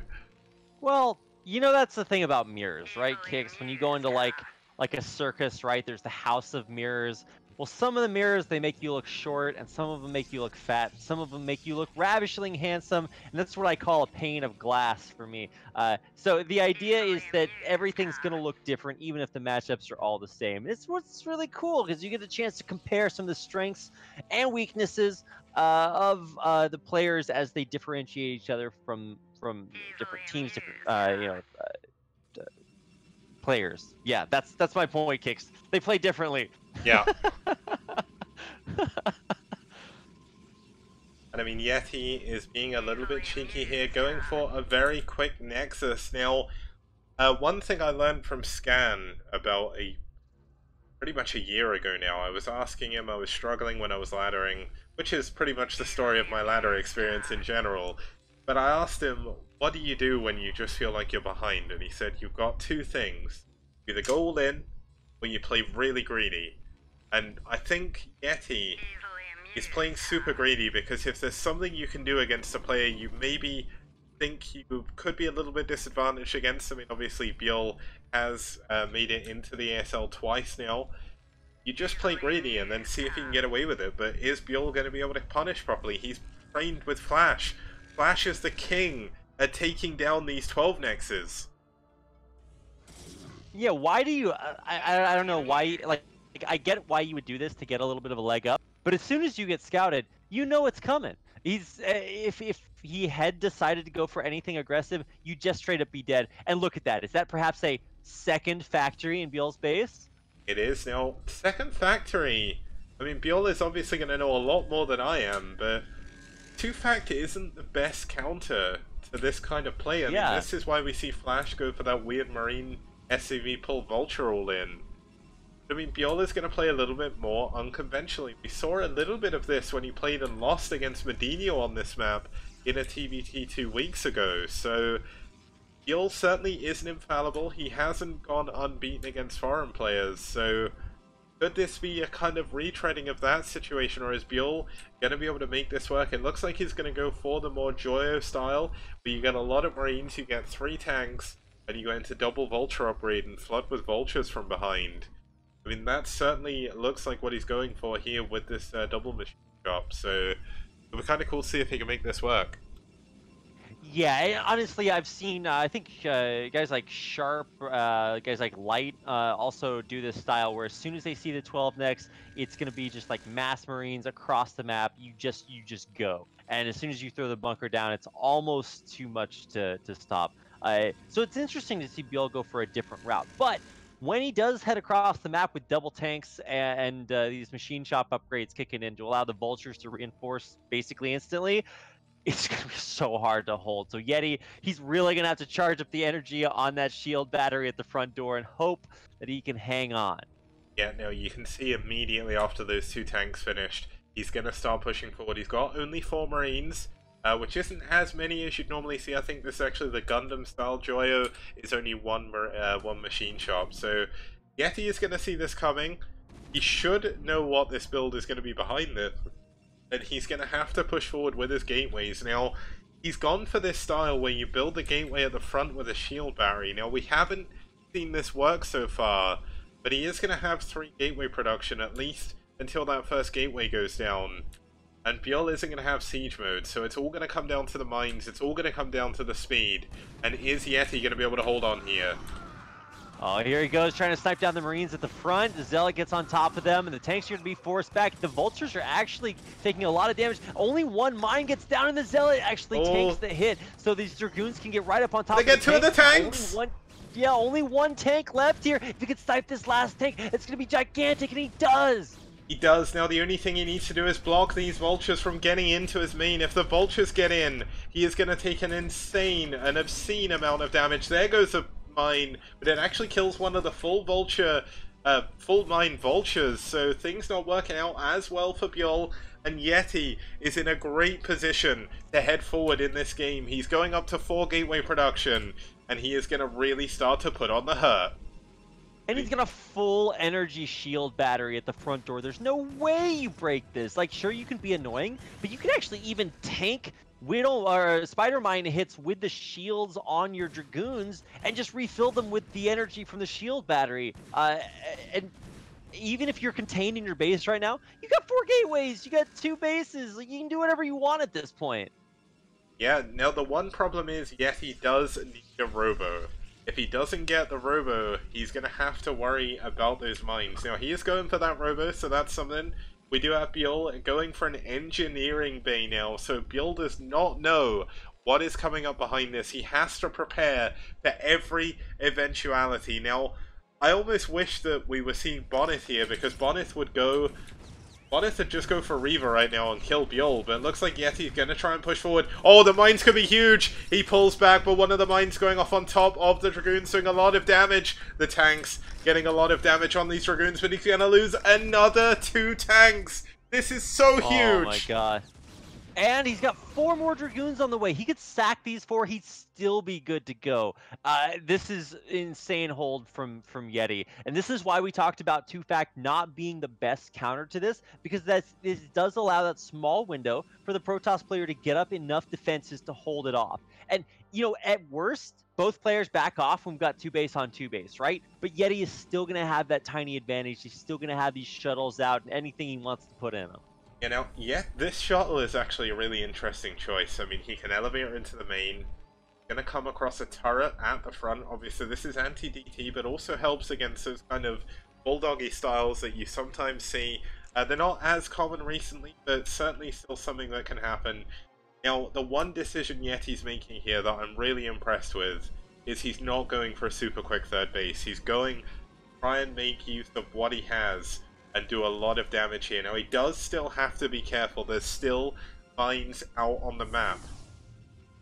And if he loses his army to mines, that's going to be game over pretty much. But ByuL, compared to where you want to be in this situation, is so unbelievably far behind. In TvP, yeah, especially when you're playing the style that ByuL does, which you learned from Flash, it's all about building that tank count up. Since he lost those tanks, he's just been building nothing but tanks. And imagine if he had those 6 tanks right now, he'd be on 10 tanks, 12 tanks even, and that's just many tanks. Quite a few tanks, yes, Kicks. It sounds funny to say, but losing early tanks is like losing early Corsairs. It's like anything that you need to build the count up. With that count unbuilt, you got to stay back at home. You got a turtle. It might look like he's got a ton of tanks, but it's in comparison to what his opponent has, which is just more stuff. Yeah, and when you go for this bulldog style where you drop these zealots on top, it's gonna be rough. It's going to be hard, though, for ByuL. If he's... Oh my god, he actually unsieged. This is the complete anti-timing. No the vultures are blocking the tanks getting on the high ground. And Yeti is pushing forward. The zealots going to drop out here on the high ground. Not going to do as much as what they maybe want to. And Yeti is losing a lot of these Dragoons, getting really unlucky with that high ground. The SCVs have been pulled as well. And ByuL is going to hold. But Yeti has still got so much supply. How did he catch him unsieged and lose so much there? That truly does boggle the mind. He's actually, whoa! Oh, he's gonna get the last 2 siege. Yeah, this is Why another... did he not siege on the high ground? Oh my god, that's a big blunder, and now these Dragoons actually have a huge chance to ravage this natural. Yeah, I mean, there's nothing but vultures. The vulture's gonna move out here, try and lay some mines, but there's an observer here, and Yeti's mine targeting's been pretty good so far, but that mine could do a lot. No, here comes more units. It's double shuttles, and they can actually just start lifting up on top of the tanks now. He doesn't even have to worry about the low ground. He doesn't have to worry about the tank splash, but he does need to be careful. This is going to be another dead tank here at the front. And this is just so much damage for ByuL to be taking into Yeti. And look, Yeti just picks up and flies away! He literally just picked up the Dragoons and got out! There's no more tanks! He can just do whatever he wants! He's got such a critical advantage! I think Yeti's gonna do it here, Kicks. It looks like he is, and Yeti against ByuL is not a matchup many people would give Yeti the overall favor in. He's taking a lot of damage to these mines, but he's slowly but surely knocking this down. He actually picks up another couple of Dragoons in the shuttles, and he's going back in again. ByuL is pulling his SCVs. He has to try and repair this command center. Can he beat ByuL? Oh my god, he needs to pick up the Dragoons. The Dragoons go down to the mine, but so does the tank. And there's no units. There's 2 vultures. And now there's 4. There are vultures, there are mines, and the SCVs are pretty powerful, honestly. And more importantly, the Dragoons are... Oh my god. How does he keep getting these snipes? He's gonna do it. The mischance, honestly, is the biggest advantage here. Can he get the tank on the air ground? No way! He saves the tank at the last second. And I think, actually, Yeti's gonna have to maybe turn around here? I don't know. He's still got 2 shuttles, so he's still going to be in a good position. There's nothing here protecting these siege tanks. He can't lay mines close to them. He unsieges one of the tanks. This is going to be what he has to do. There's 2 tanks on the high ground as well. They're not sieged. Is Yeti throwing too many units away? The important thing is he is stopping ByuL from being able to really power up behind this. But Yeti's bank is huge. He's not been spending his money throughout this. Showing a little bit of weakness there in his macro, trying to focus so much, getting a little bit overexcited maybe about how he was going to do against ByuL there. And ByuL has managed to stabilize. And I'd just like to point out, this is the second game we've seen from ByuL this week. And the second game he has made nearly impossible holds. Is this map favored to ByuL? Like, does he just have, like, plus 10 luck on this map or something? I mean, yeah, you got to say something like that, right? Because it is incredible how much he is able to hold. No way, the Vulture gets in! Okay, it's going to go down, but, like, how do you wiggle through there? I don't know. ByuL makes the impossible possible. He is a very reactionary player. And I will say, while his reaction to go 2-fact didn't work out initially, it did give him just barely enough stuff to hold on behind that. And he did hold on, and now he's on 2 bases. And yes, sure, Yeti's able to get a 3rd up, right? But the fact that ByuL is alive is just so incredible. It is. Now, ByuL is going to be trying to scout around with his Vultures. Yeti is going for a 3rd base. So is ByuL, but ByuL is going for a little bit of a hidden expansion. Now, is Yeti going to scout for this? This is going to be the next big moment, the next big decision in this game for Yeti. If he sees this, if he sees the command center and cancels it, Yeti is still in a he's still in a fantastic position, but his macro let him down a little bit. But he's clearing up the mines, and slowly but surely ByuL is building up his tank count again. And that is when things are going to start getting a little bit hairy. Now, the one benefit for Yeti is ByuL was unable throughout all of that to start his +1 upgrade. So the Terran army is not going to get 3-3 or 3-2 nearly as quickly as Scan did in game number 1.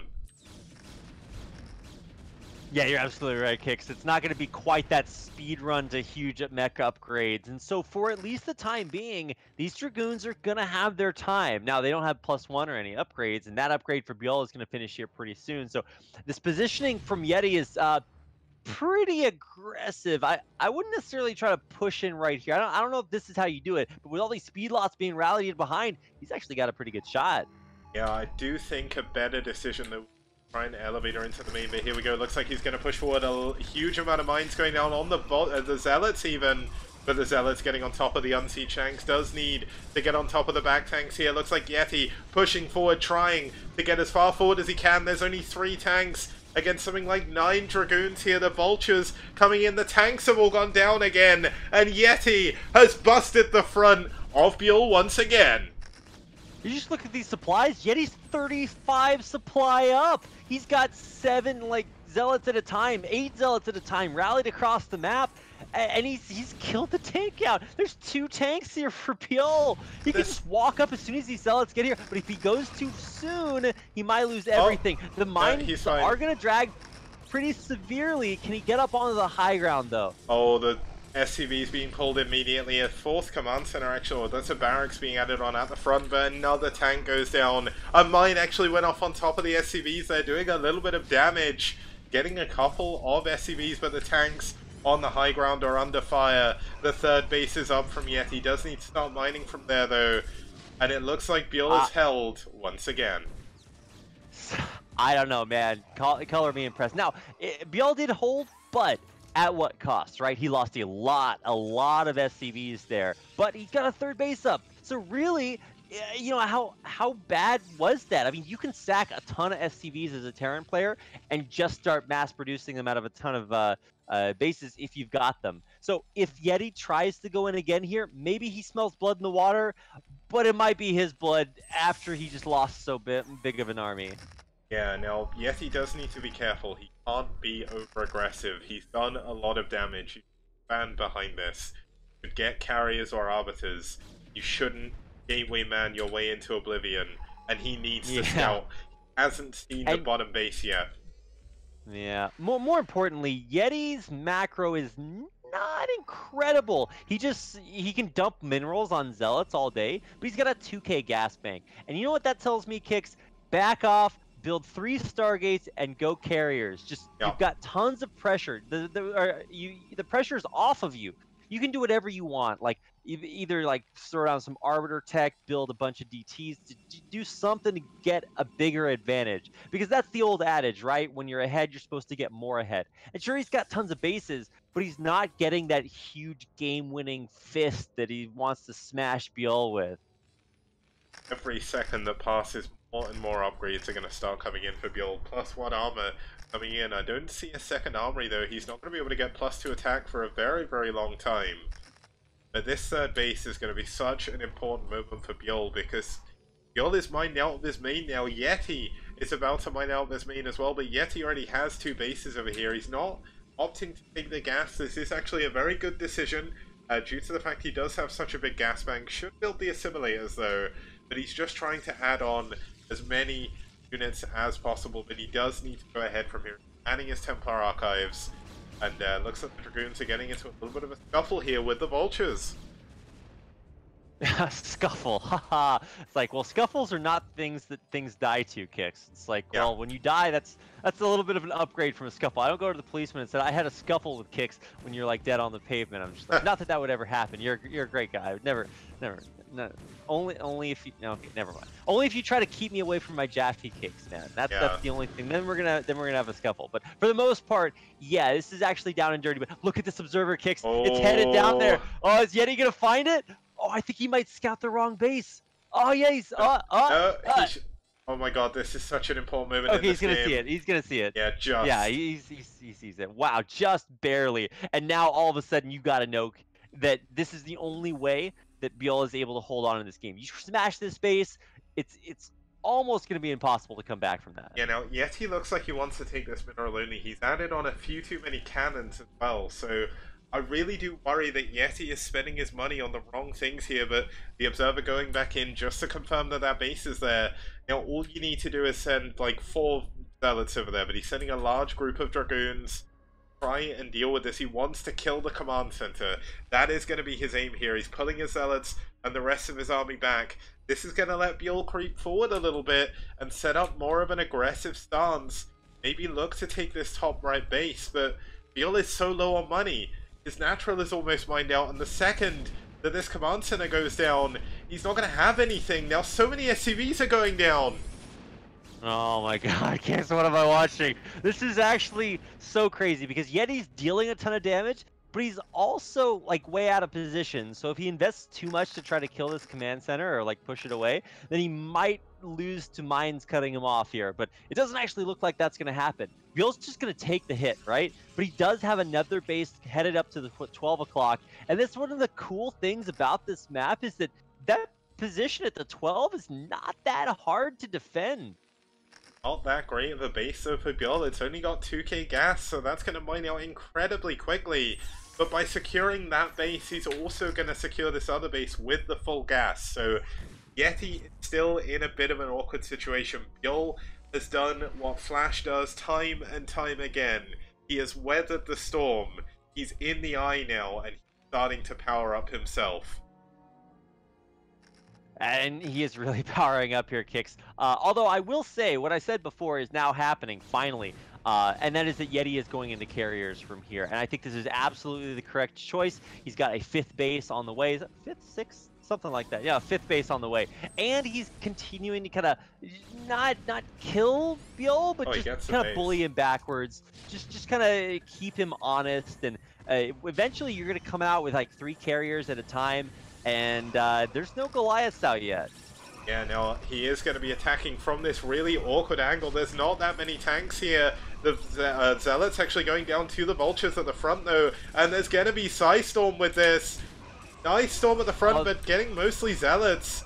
He just throwing the Storms out to just try and get the extra damage in. But he... Oh, that's a good Storm on top of those 3 tanks, and he's killed so much of ByuL's army, but he needs to be careful. He can't afford to push too far forward. Oh my god, does he have a Storm there? No, he doesn't. But still, this is a great amount of damage for ByuL to be doing, for Yeti to be doing for ByuL even. Nice Storms on these bridges, man. This is exactly what Yeti needs to be doing. Just trade. And maybe those trades are going to go in ByuL's favor, but it's keeping the pressure on. It's keeping the pressure off of you in time to get these carriers out. He's about to finish +1 and interceptor capacity, or carrier capacity, and he's got the first few carriers on the way. And so this is really what you want to do. You want to free up the ability to get these units out, and it looks like Yeti's done it. Yeah, he's also building he's built a 5th base now in the other natural, so that is going to get a little bit more All an The army command down center wants to land there. It's like, sorry, command center, Yeah. it's already occupied. Yeah, going for a little bit of a ninja base there. If that would have worked, that would have been insane. I mean, one thing I've noticed from watching Flash, watching any of the Korean Terrans, especially Sharp does this a lot. You'll see them just like put a command center somewhere, and it's like, I swear when I try that, people just scout every base. I mean, we even saw it in the ASL between Best and I think it was Best and Snow, when Best just built a hidden base on Transistor and Snow just never checked there. It was like, how does this keep working? Yeah, it honestly should not keep working, but I guess, you know, there's no justice in the world of kicks, so we're going to have to keep watching it over and over again. And eventually somebody's going to figure out that they should check there eventually. I said eventually like 8 times, but yeah, deal with it. Now, ByuL is actually floating his, he's floating his starport. He's scanning around everywhere, but doesn't check the main. He knows the base count, which is going to make him feel a little bit better about securing his second base, because he is mined out of his natural, he's mined out of his main. His gas in his natural is still pretty healthy, but his main is completely gone. So he is going to be on 3 gas for the time being against double star. Oh, wow, this is going to be triple Stargate carriers here, and the first 2 carriers have arrived. Are you kidding me? Okay, like, if ByuL wins this game, it is absolutely a miracle. But every time we get into a position like this, I always say the same thing. We've seen some crazy comebacks, but it's like, as long as the Terran is not dead, there's a chance. And maybe that sounds like a platitude, right? But it's supposed to illustrate that the comeback potential of 3-3 Terran mech is insanity. It's so big. And so you really have to respect that. The scans have gone off, the Goliath production and the turrets are in production, the Charon boosters are halfway done, and ByuL is going to be ready for this. Trouble is, though, it's not going to be 3-3 mech. It's going to be 2-1 at the very most. His upgrades were so far delayed from the amount of damage he took in the early game.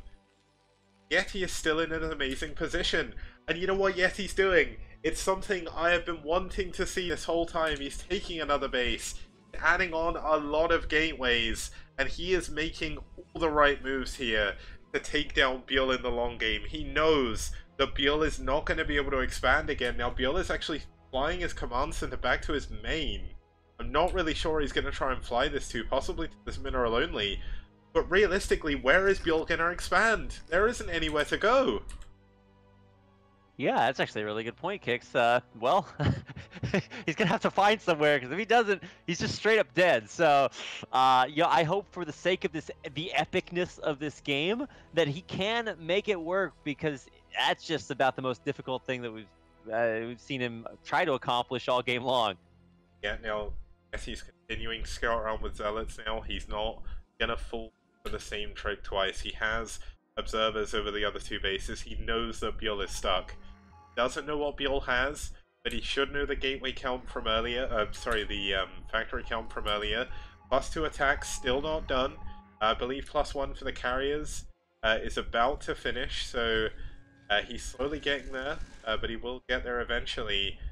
And when these interceptors start doing that much damage, what is ByuL going to be able to do? He's got so much dead supply and vultures that are just not going to do anything.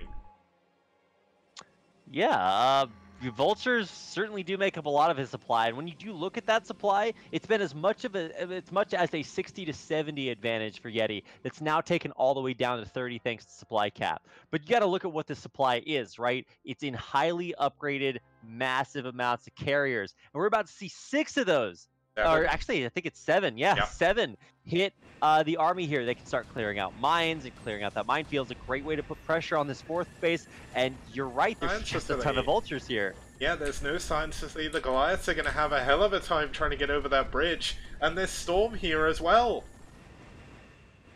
Wow. Okay, well, you got to ask yourself the biggest and only important question for Terran. Are there enough Goliaths? And I guess you can combo that with missile turrets. And it looks like there just barely are. So you've still got to respect it. The Gateway Army is being held in reserves. Yeah, they just pick away and pick away. And honestly, the carriers have got +2 attack. Yeah, what do you think about this, Kix?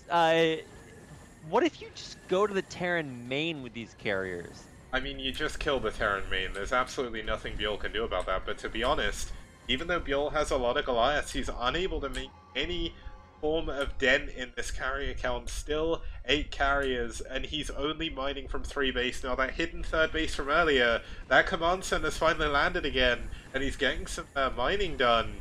But all ByuL needs to do, all Yeti needs to do is focus this down, and he's gonna focus down the top left base as well. And when he gets in this position, the Goliaths can't get there. What is he gonna do? Yeah, you're absolutely right. Now, interceptors, eventually they win because it's just cost effectiveness, but they are kind of dumb.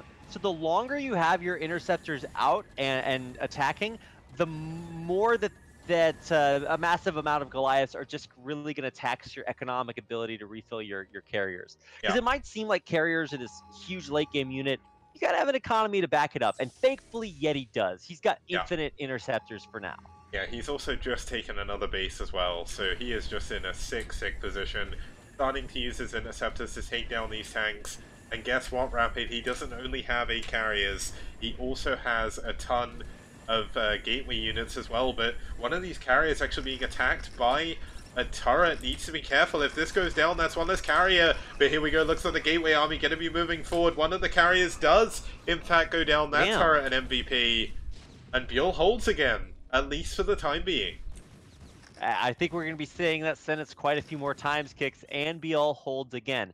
Now, it's so impressive because it's not just that ByuL's holding, it's he's holding just enough to get another base. He did that on 2, got a 3rd, he got a 4th, and now all of a sudden it's like this is the number of bases you need as a Terran player to get 3-3, to get up a crazy count of units. And I mean, you can't win the game with just carriers alone. Eventually you're gonna need something else, because this is a critical mass of Goliaths, right?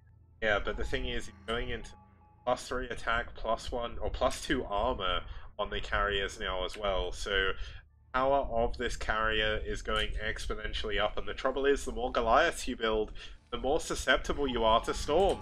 And there sorry, I was just gonna say, I love what's coming next. It's gonna be recall being researched, and that's how you kill a Terran player. You force them to put all their units in one place to try to kill your army. Recall the main, recall their natural, try to take out some of this infrastructure. And if you do it from a position that Yeti's in, I think it could be have a high chance of being the killing blow. Yeah, I mean, he is still going in onto this Terran army. I'm not really 100% sure on why he would do this. Looks like one of the carriers... Oh, wow, 2 of the carriers have actually gone down in that engagement. So, yeah, he does still need to be careful. ByuL is going to be maxed out. He's got a 3-3 very nearly Terran army. He's actually on 3-2 at the moment. 3-3 very, very close to finishing. Ooh. And now ByuL is going for the counter. Yeah, ByuL has a great chance of doing the High Templar! Oh, wow, he's going to pick at least one of those off. I would say that a disproportionate amount of Yeti's supply is actually just in probes. I think he's mining maybe a little bit too much? It seems weird to say that, but his army is not as big as it seems at maxed out 200. But he does still have these very strong carriers. He's got a bunch of zealots, which are going to do a good job combating the Goliaths in the front on the ground. But the tanks and the upgrades are just so good for ByuL. Yeah, ByuL is able to reinforce this now. He has a decent economy while it's on a little bit of a ticking timer. It is working out. We have a storm coming down, not in the best location. And Yeti is still just trying to micro his carriers here. He needs to reinforce though. Unlike that first engagement where his macro slipped, he cannot allow this to happen. If the Terran gets into his main, it's going to do a lot of damage to him. And that's a good storm. The Goliath's unable to get out. Yeah, really good storms on these Goliaths, actually. But, you know, the count is still there. ByuL is down maybe 40 supply, but you wouldn't know it because he's pushing into this carrier-laden, heavily defended Protoss space. He just doesn't stop. It's so incredible to me to see how carefully ByuL is able to analyze, yeah, I've got enough stuff, I can do this. Because if you just look at the numbers, maybe you think, whoa, time to pull back and, you know, get into a better position in the game. Yeah, I mean, the shield battery could have been used there. Orta pointed that out in chat, just shoutouts to him, but he didn't actually use it on his carrier. But this is the problem. You push forward as Terran, what does the Protoss do? He runs back and he kills your mining bases. And when you lose your mining bases... Oh my god, the repair! The repair's too good! The repair's tanking 8 carriers! Are you kidding me?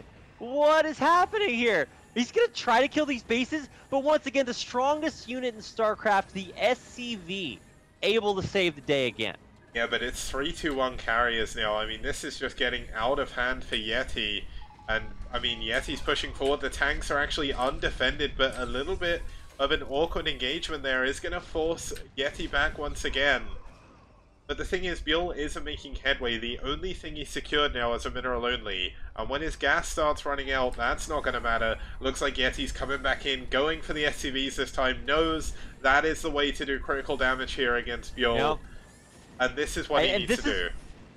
Is exactly what he needs to do. This is one of the reasons why this map is so good for carriers. Because in between all the bases are these just huge carrier zones. Yeah. And this is exactly where they're being leveraged. You can hop between your main, the natural, the other, or the 12 and 1 bases. So you just keep doing this. Keep walking back and forth. Maybe you take huge hits to your carrier count. You got a 4K bank. Nobody cares. And this is just really heads up play by Yeti. He's maxing out that 170 APM to maneuver these carriers into a good spot. Now, I mean, Yeti has now gone for an Arbiter. He did go for recall before, you saw that coming in. But look at this, the tanks are undefended. The carriers gonna get the tanks. Why are those tanks out there? This is a huge blunder by ByuL. Maybe he knows he's got to go for it, but there's no Goliath. How do you have an insane Goliath count? And oh, maybe he's just baiting the carriers. That's my alpha brain kind of moment right there. And if he does take these carriers out, that's a huge move. I mean, that is two carriers have actually gone down here, but there's going to be Storm here. But Storm is going to do a lot of damage. He's not using the Storm. Use the High Templars. Oh, no. There we go.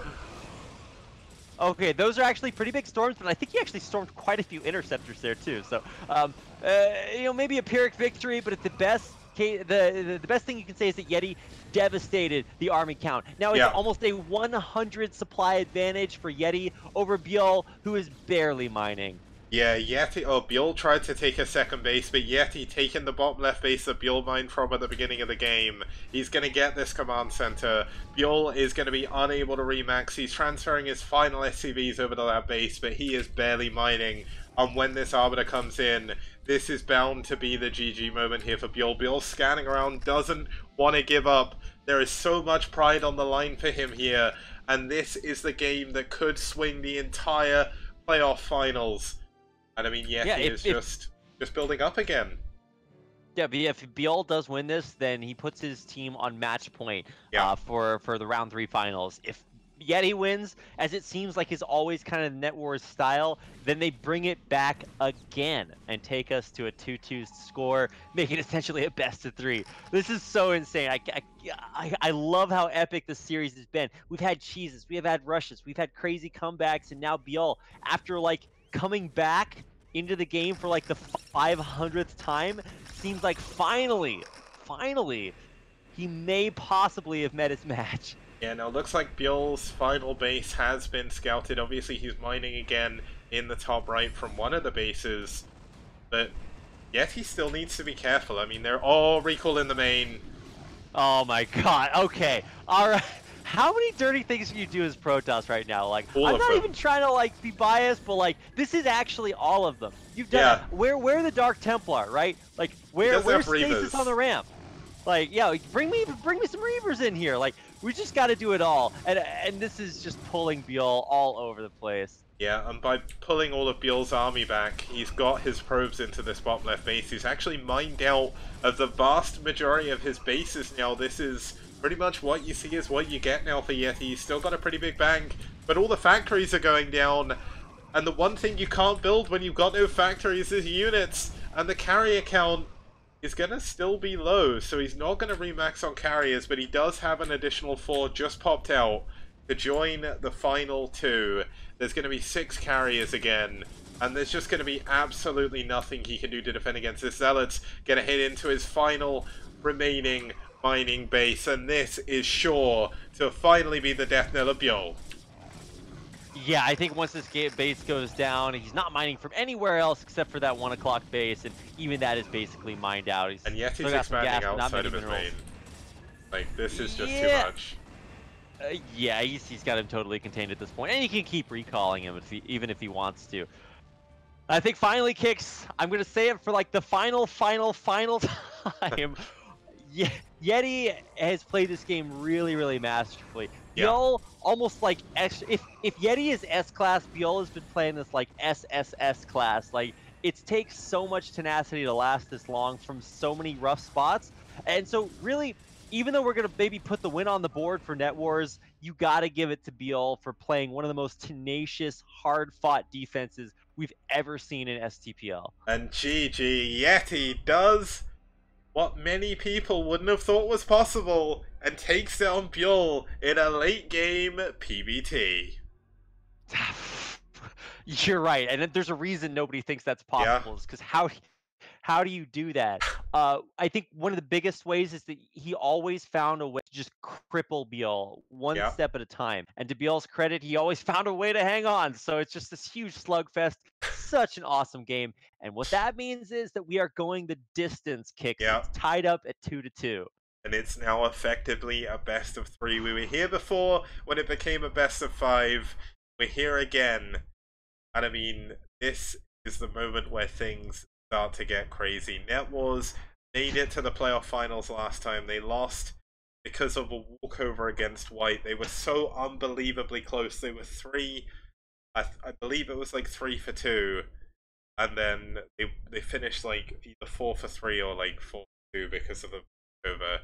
And it's insane. We're going to get into our next game after this one. It's going to be game number 5. We're going to be heading on to Katrina SE. And we're going to see kogeT versus YSC. It's another PBT. But you know what? This could be another good one. So don't go anywhere, guys. We'll be back in just a moment.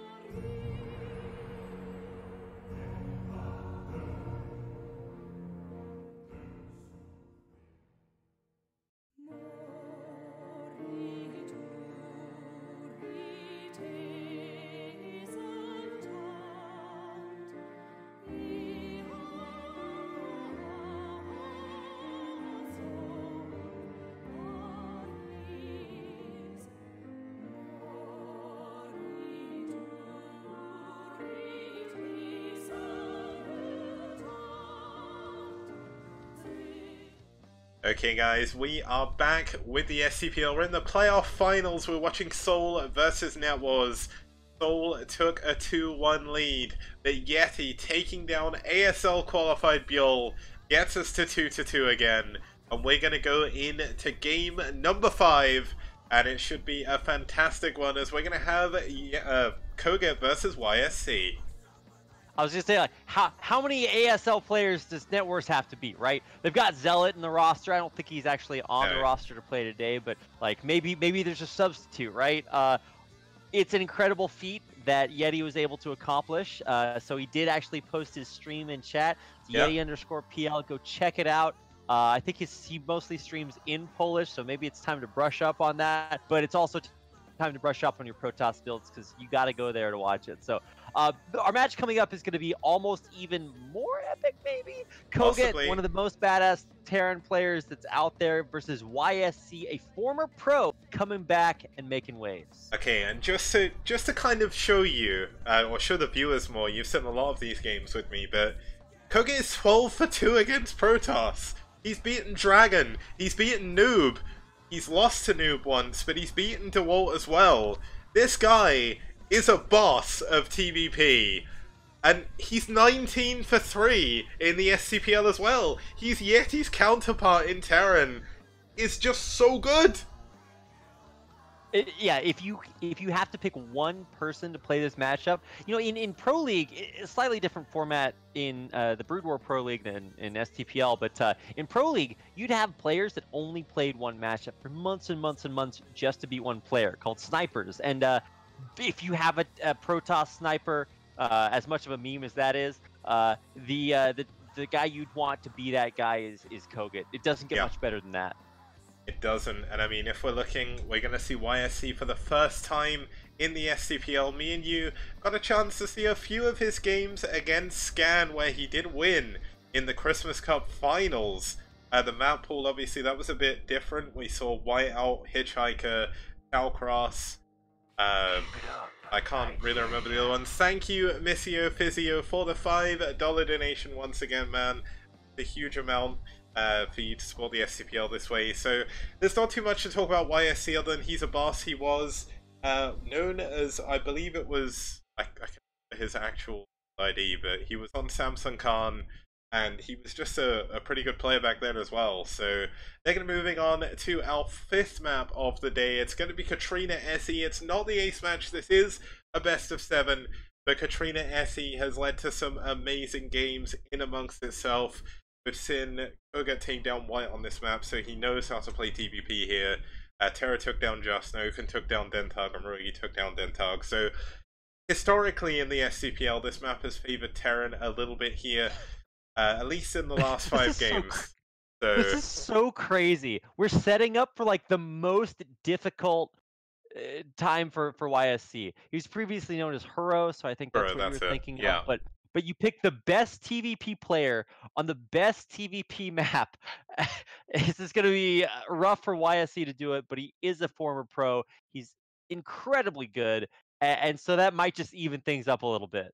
Yeah, so let's get into game number 5. It's kogeT versus YSC on Katrina SE. It's the STPL Round 3 Playoff Finals.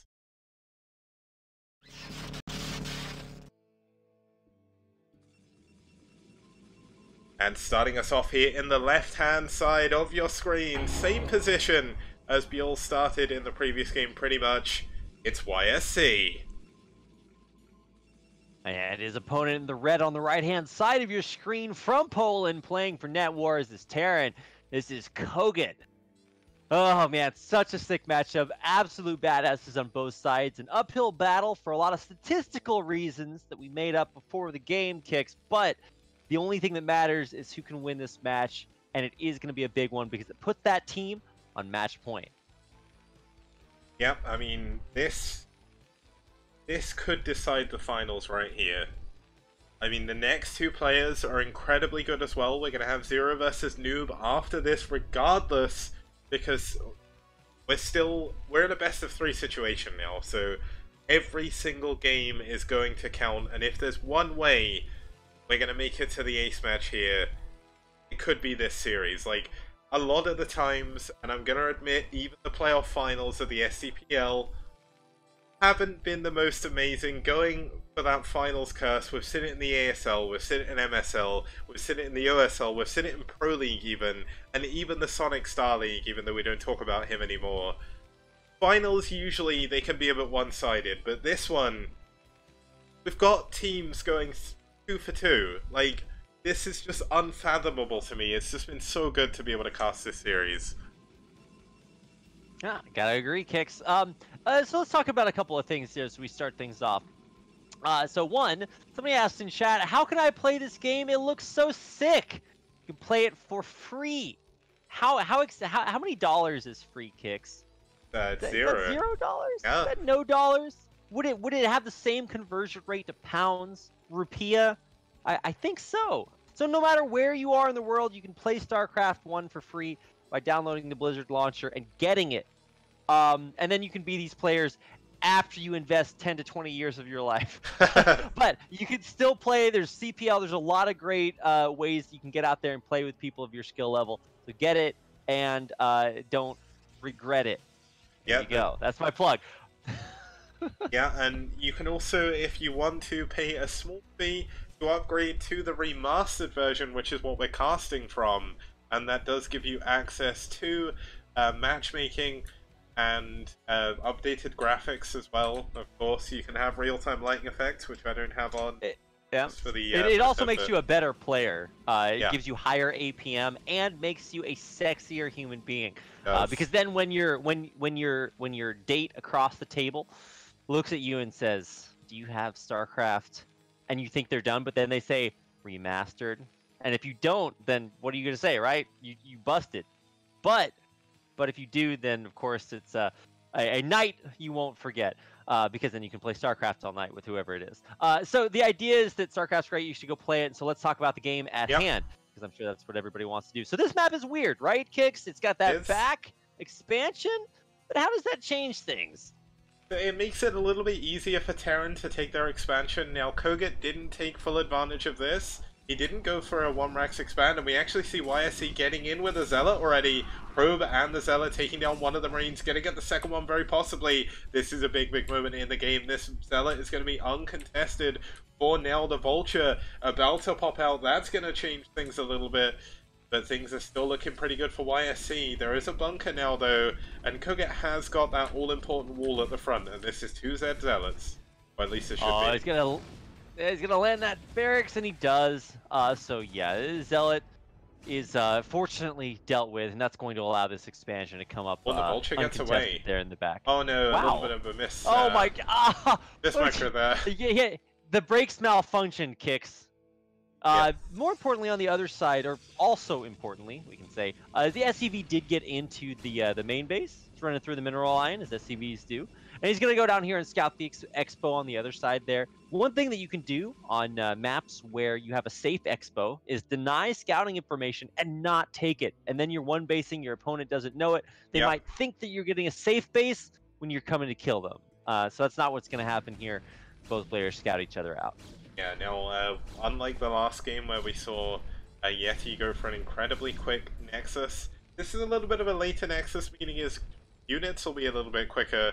But last game it proved that regardless, if you get a lot of gateways and you go and attack, sometimes you can make a miracle happen. Now YSC doing a little bit of damage to the bunker at the front, unable, like Yeti did with ByuL, to get those tanks though, so he'll get in a little bit of a stronger situation to start us off here. Yeah, he certainly is, and he's going to be able to kind of poke out with this tank. He actually, crucially enough, kind of delayed his siege mode is like a couple of seconds delayed, but either way, you know it's coming. So YSC, he backs off a little bit prematurely, but he's out of there, right? And both players are going to get their natural expansions up, and like you said, comparing this PBT to, well, I guess the other 8 PBTs we've had tonight. I think it's only 3, but you get the idea. There's a lot of them. And it's cool because you can compare it. You can say, okay, well, what is kogeT doing differently? And the idea is that he's able to defend, and actually into this behind this, he's playing a much different style than ByuL. He's getting an armory very quickly. Oh no, it's just one armory up in the upper right-hand corner. I mean, he's also expanding. The last game we saw, ByuL went for a very quick 2-fact to try and punish that 12 next Yeti, and it didn't work, but kogeT is in a much stronger economical position, and this is the situation you want to be in as Terran. You want to be able to get those upgrades as quick as humanly possible. You want to hit that 2-1 timing, and it looks like that is what kogeT's going to be trying to do. He's added on a starport here, so he's going to be going for a drop. This map is very, very powerful for drops here, as there's very little space, well, there's a lot of space behind the natural where you can drop there, so we are going to see a shuttle coming out from YSC, going to go into a second gateway himself, and he also actually has Dragoons here to help defend against this possible drop, so things looking pretty good for him so far as well. Yeah, both players looking really, really solid defensively. We're getting an observer out right now. And as this first dropship comes out here, it's actually totally... Okay, I didn't see it actually pick up, but I'm guessing it's got a payload of vultures in there. And it'll be interesting to see how much damage he can get done with this, because it might take a while for reinforcing dragoons to get down there to the bottom left-hand base. You know, the big problem that kogeT's going to have is there's a Reaver heading on over to his base with this shuttle. There's not actually that many units over. The vultures getting picked up, going into the natural, but there's dragoons here already. Reaver has been kind of... I can't think of the right word, but deflected for now. And here we go, the vultures getting in, getting a few kills on these probes already. Oh my god, as if kogeT or the map needed this to work out so well. That's like 6-7 probe kills right there, and maybe he's gonna save the last vulture. Maybe he's gonna try. Nah, that vulture's dead. But more importantly, Reaver damage on the other side of the map, non-existent. Yep, and we have a Wraith now. This Wraith is a big power play in this matchup against shuttle play. It means you can't mindlessly fly your shuttle around without speed anymore. And I mean, if we actually have a look, he is getting shuttle speed, so that's going to be a little bit of a benefit. I think he did do that after he saw the starport making a unit. He wants to make sure he doesn't lose that shuttle, but kogeT, once again, it will just continue what he wants to do. +1 attack, very nearly finished. We should have his science system coming quite soon with his second armory here. And more importantly, he saved the dropship. That opens up more options for him a little bit later on. Yeah, anytime you save that, you always got to be thinking to yourself, are there 4 more vultures about ready to get dropped in my mineral line? Same thing for the Reaver, but it's I think when you see the Reaver come in, it's a much bigger investment. If you drop 4 vultures and lose them, I mean, you just lost the minerals, right? And maybe even still they land mines. So, oh, did he just snipe that observer? He did. I think he did. And he sees the 2 shuttles coming, and they don't have anything that shoots up. The Wraith should be heading on over here to defend against this. Where's the Wraith gone? He sees it again. It's in the natural. He's got to go back there. Okay, now finally he's going to send this Wraith over here. This Wraith? Wait, what is in these shuttles here? Let's see. Zealots and nothing that shoots up. Yep. Yeah, so this Wraith could actually just go kill it. Probably is. Oh my god, he needs to kill this Reaver before it does too much damage. These Zealots, there's a lot of them. They're going to do a lot. The Reaver getting a good connection on those tanks. And oh my god, he's actually going to focus down 4 depots at once. This is the most painful thing to happen as a Terran player. You suddenly get so badly supply blocked, but he's not going to do it. Oh, he gets 2 of them. Oh, he's got 1 more Scarab. Oh my god, he got 4 supply depots. That's crazy. 88 out of 76 here. But more importantly, no economic damage done aside from lost mining time. Yeah, and he didn't manage to kill any of the shuttles, but he does save his Wraith. So it's going to stay alive a little bit later. kogeT was going for a drop of his own there throughout the middle of that. He didn't actually manage to drop anywhere of use. Like, he kind of went to the top left, but there was nothing there for him to try to attack. So he's going to pull back, he's going to rebuild his depots, he's going in to +2 attack.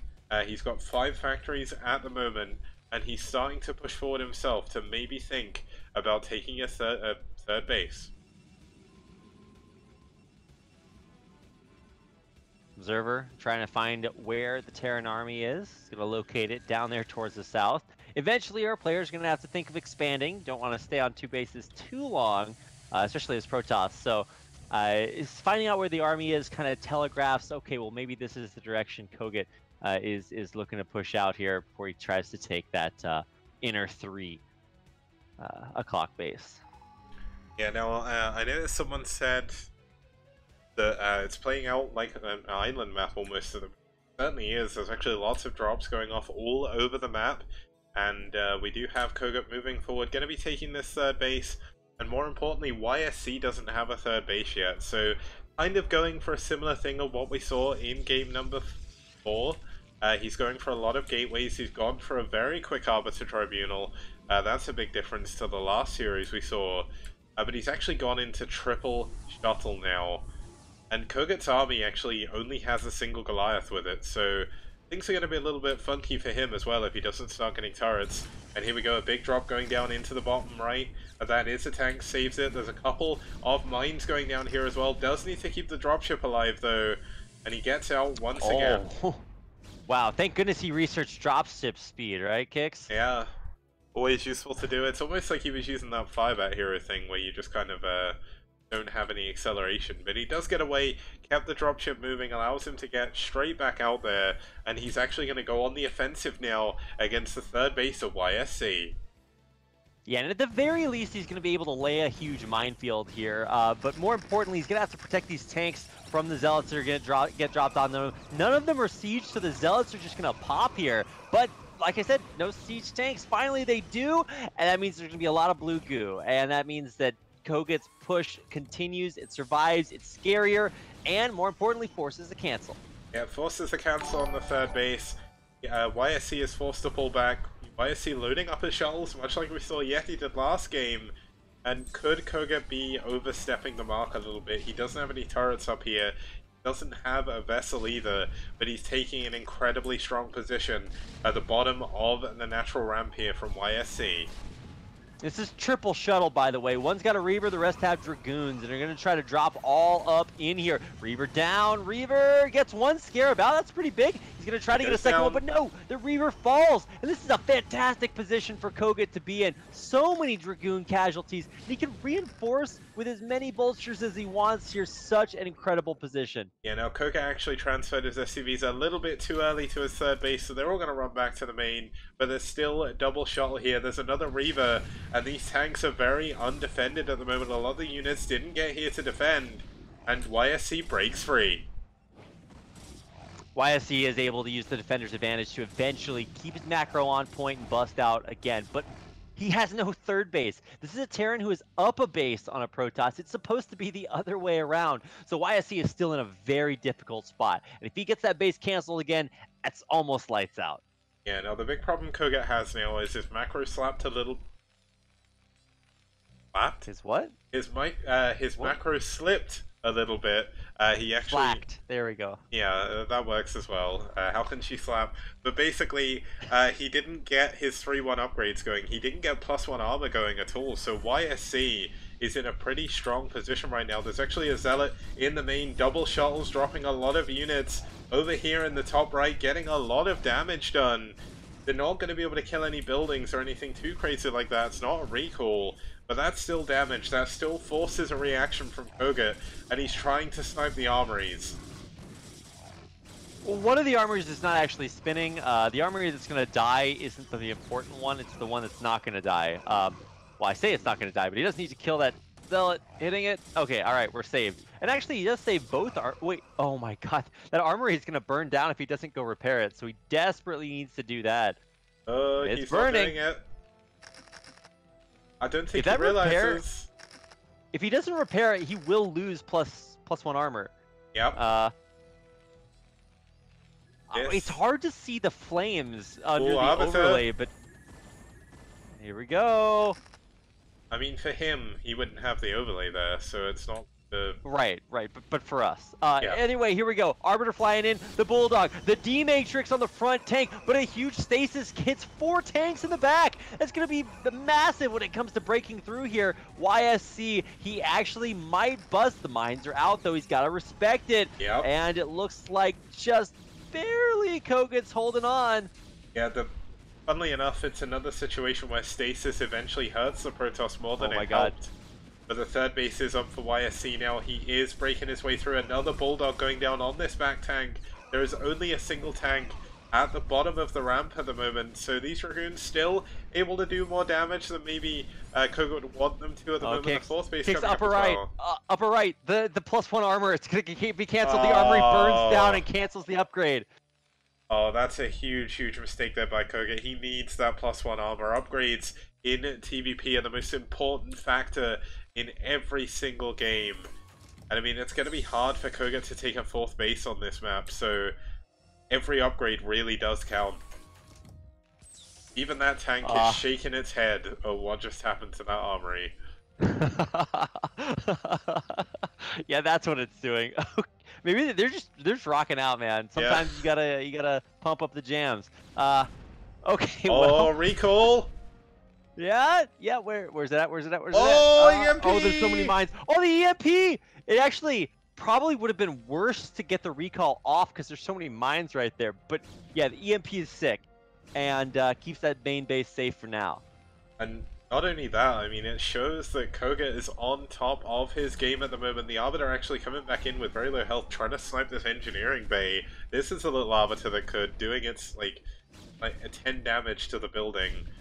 But it's even doing 9 because the building has, like, +1 armor, if I remember rightly. So he's eventually going to be able to kill that, and that'll mean no more turrets. Now, we did see the armory didn't get repaired. Maybe kogeT will miss the repair on the engineering bay as well, but looks like kogeT's trying to push forward. Could this be a little bit of a misstep? There's still a lot of units here for YSC. Yeah, you know, there's one takeout Oh, front that's kind of stasis! buffering. Another huge EMP, but it's not in time. There is a big stasis. It doesn't hit many of the tanks, though, but still the surrounding forces from YFC will be enough to overwhelm here. Science Vessel even getting taken out there, so he's going to have to burn scans here if he wants to continue fighting. Mines might make up for it, but no good snipes taking him out. Yeah, YSC playing this out so well.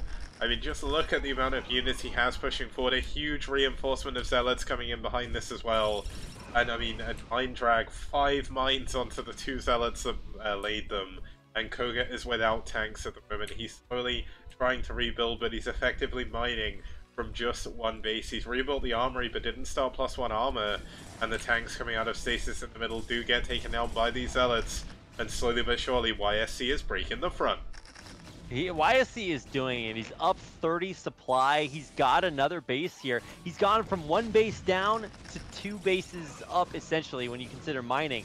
And yeah, no tanks, essentially. There's 2 of them here, but they won't last very long. And the Zealots on top of them, and the reinforcing Vultures can't deal with this critical Dragoon count. I think YSC is about to take out kogeT, and GG taps out. Yep, so that's going to take SouL up 3-2 in this best of 7 finals. I mean, this has just been an absolutely insane series so far, and it continues to impress. kogeT, unfortunately, getting a little bit caught out of position. That push forward, a little bit misguided there. I think maybe he thought the YSC had thrown away too many units, but no. The macro of YSC caught back up in the end, and he did actually manage to break his way through. That is probably the biggest thing. There's macro. YSC just able to build just incredible number of units off of an economy that, like, it didn't kind of make sense how many units he was able to make. And for kogeT, towards the end there, he was banking like 1K, 1,500 minerals and gas, and his macro definitely slipped a little bit there towards the end. Yeah, it's a little bit unfortunate there for kogeT, but of course, we do still have possibly 2 games to come. It is a best of 7. We're about to go into our 6th match. It's going to be nOOB versus ZZZero on Shin Peaks of Baekdu when we get back after this very short break. See you guys soon.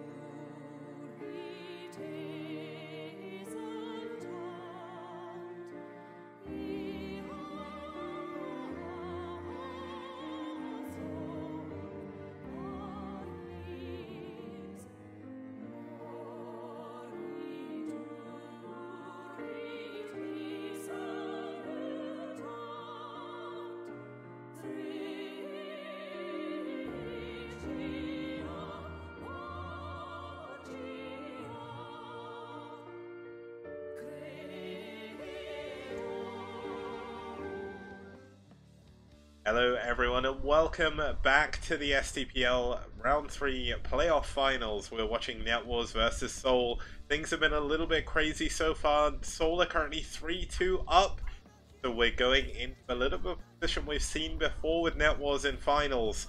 Are they going to break their curse? Are they going to make it into an ace match? Or is the player here for SouL going to take us into championship for SouL? We're going to have to find out, but to introduce our couple of players we have here, to start off, we'll start with a man that many of you will know incredibly well. He is the king of the bombastic Star League. It's ZZZero himself, the man, the machine. Not only is he a great caster, he is a great player as well. He's 4-0 against Trutacz. He's taken down White, that's DM White, twice.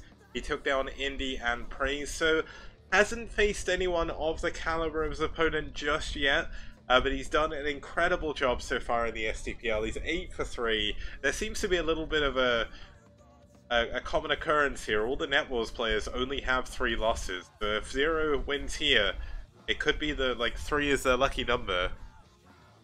Yeah, you know, that could be true. Obviously, ZZZero is, you know, he's only a tier 5 player, Kicks. But perhaps he can transcend that and might, with a win here, elevate his status to perhaps the illustrious tier 4. Maybe. I mean, I don't know where Yeti's pointed in that, but after the win against ByuL, I think he needs to be moved up a tier. You listening, Serio? You listening? But let's have a look here. So his opponent is going to be nOOB. Now, his teammate kogeT took down nOOB in the group stage, but ZZZero hasn't played against him just yet. Although nOOB has only played 1 PvZ, he's 13-2, so his win rate is insane as well. But the only Zerg he's beaten is Hirmu, so we've not really seen the true power of his PvZ yet. We've not seen enough games. And I'm just really excited to see how this is going to go as we move on to Shin Peaks of Baekdu. We have had a lot of games on this map, although the stats aren't showing for whatever reason. We've been very, very even in CVP here as well. It's been win trade for win trade all the way from the beginning of round 3. And this is the perfect match here for ZZZero to try and take us to the ace match. Like Trutacz, it's very hard for them to expand. It's likely we're going to see a possible gate play coming out from nOOB. Is ZZZero going to be able to deal with that, or is he going to fall? Obviously, we still have to get into the game to figure out exactly how this is going to go. But 2-player map, lots of weird things going on. This map is from 2007, so one of the oldest maps we've had in the map pool. So let's, without further ado, get into game number 6. It's match point here for nOOB, championship point even, or it's is ZZZero going to take us to the ace match? Find out.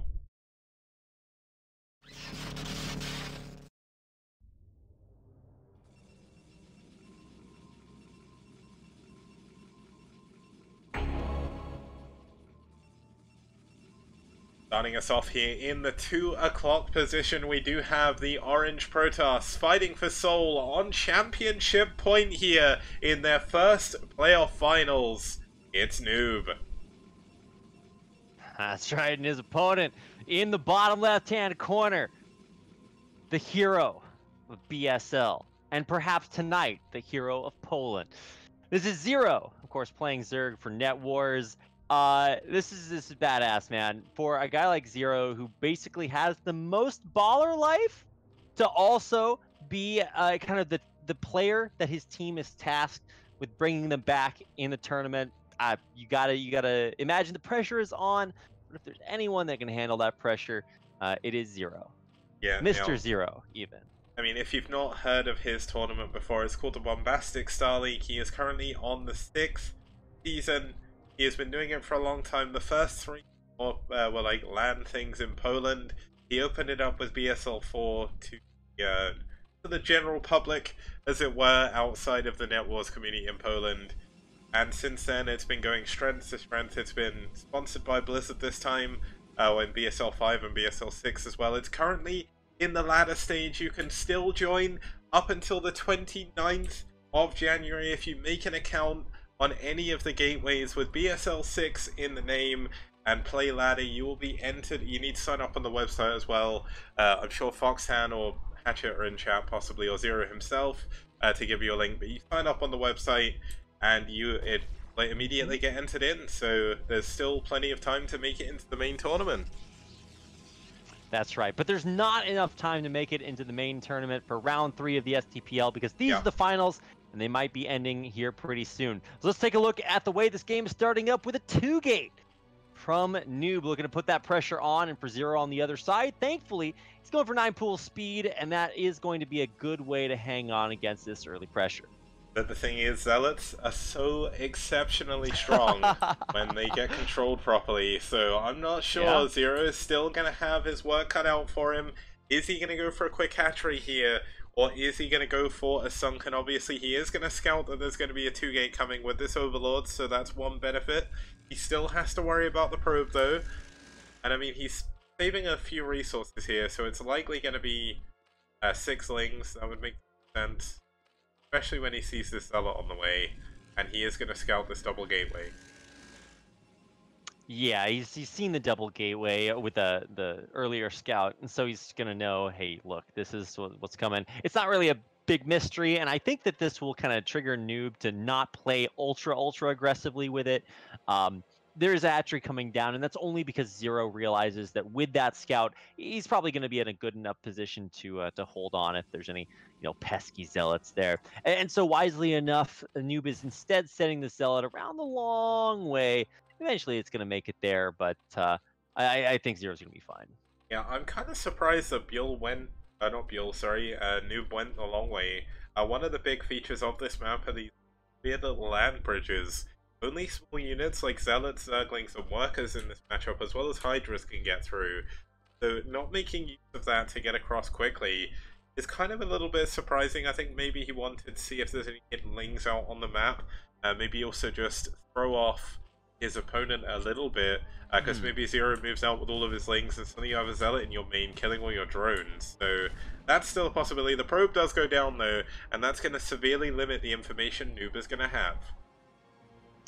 Yeah, and I'm curious what the Zealot is here for. I'm guessing once the lings run out, the Zealot's going to run in and he's going to try to be like, surprise, gotcha. Because this is actually quite a few lings. So these lings are designed to hit before cannons come up, but there's 4 Zealots here. So, I mean, that is quite a few lings. And speed's about to finish, too.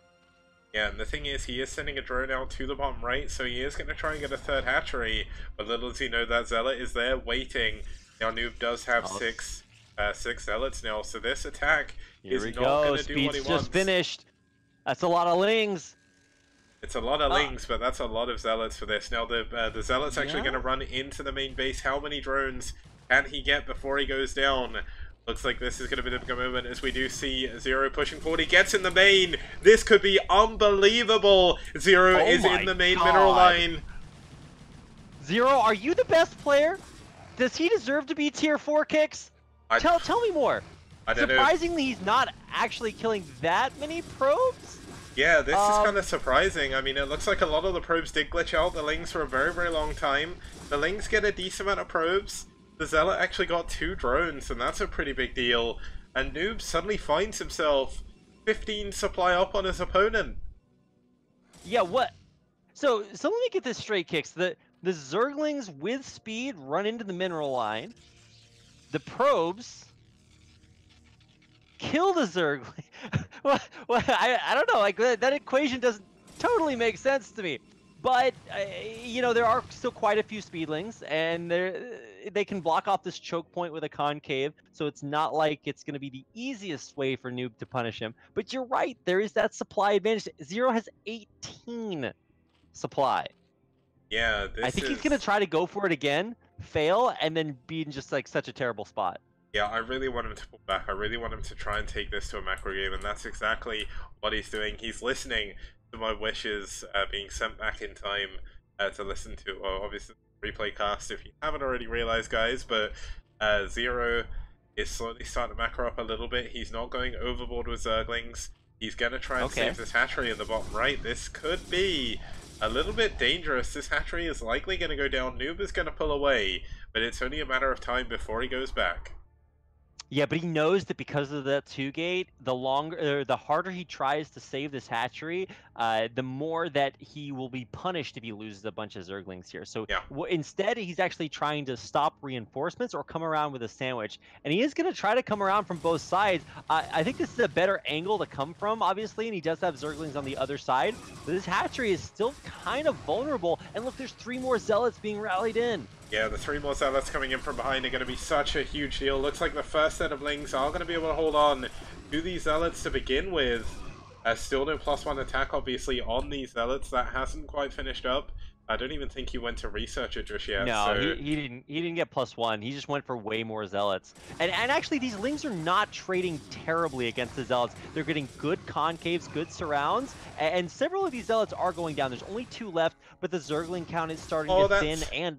The Zealot survived with 3 health. Oh my god, 1 hit away from death. The Zergling can't kill it, but here we go. The reinforcing Zerglings coming in. And the hatchery, at least for now, has been saved.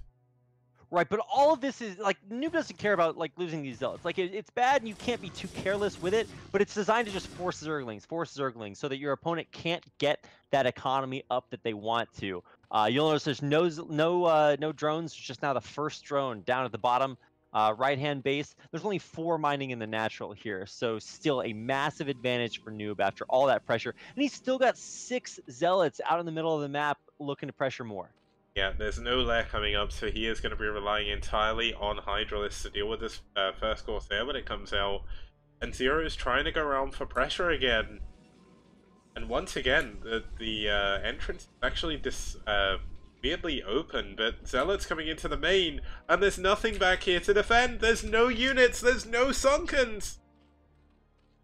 Well, yeah, he actually just has nothing here. This many Zealots in the main, I mean, you're almost guaranteed to lose drones. There's 1, and probably a whole lot more. All the Lings have to come back, but there's Zealots actually on the ramp. Nice move to block, and now this is not going to be a good trade. Sure, there's like a Hydra here, and actually, wow, great drone drill here from Zero, but he does need to save as many of these drones as he can. Yeah, he loses one. Another one. But, I mean, great drone drills. Once again, the Zealots have been unable to attack. Kills the 3rd drone, though, and this is an already damaged economy from Zero. He's built so many Lings this game. He's not traded as efficiently as maybe he could do, but that's because nOOB's not allowed him to. It's not for any reason or for any fault of Zero. He's traded the best he could in every moment he could. Now, the funny thing is, there's going to be a Corsair coming down here to the bottom right. It's going to see that Zero is droning up. But he's not really going to be able to do anything about it, and the drone's actually transferring over from the main. Zero's economy is starting to get a little bit stronger. Yeah, I mean, as long as he's able to save these Overlords with the Hydra, I think he'll actually be fine. A lot of times the most difficult point in PvZ for the Protoss player is how to get a 3rd base up, because a lot of Zergs, if they're unharassed, can put a lot of pressure on with like a mass 5-hatch Hydra build. But I think nOOB is in a good enough spot where when he goes to take a 3rd base, he'll actually be fine. And the map kind of plays towards that. If you can, you know, defend the ramp at your 3rd at the 2 o'clock or 3 o'clock, I guess that is.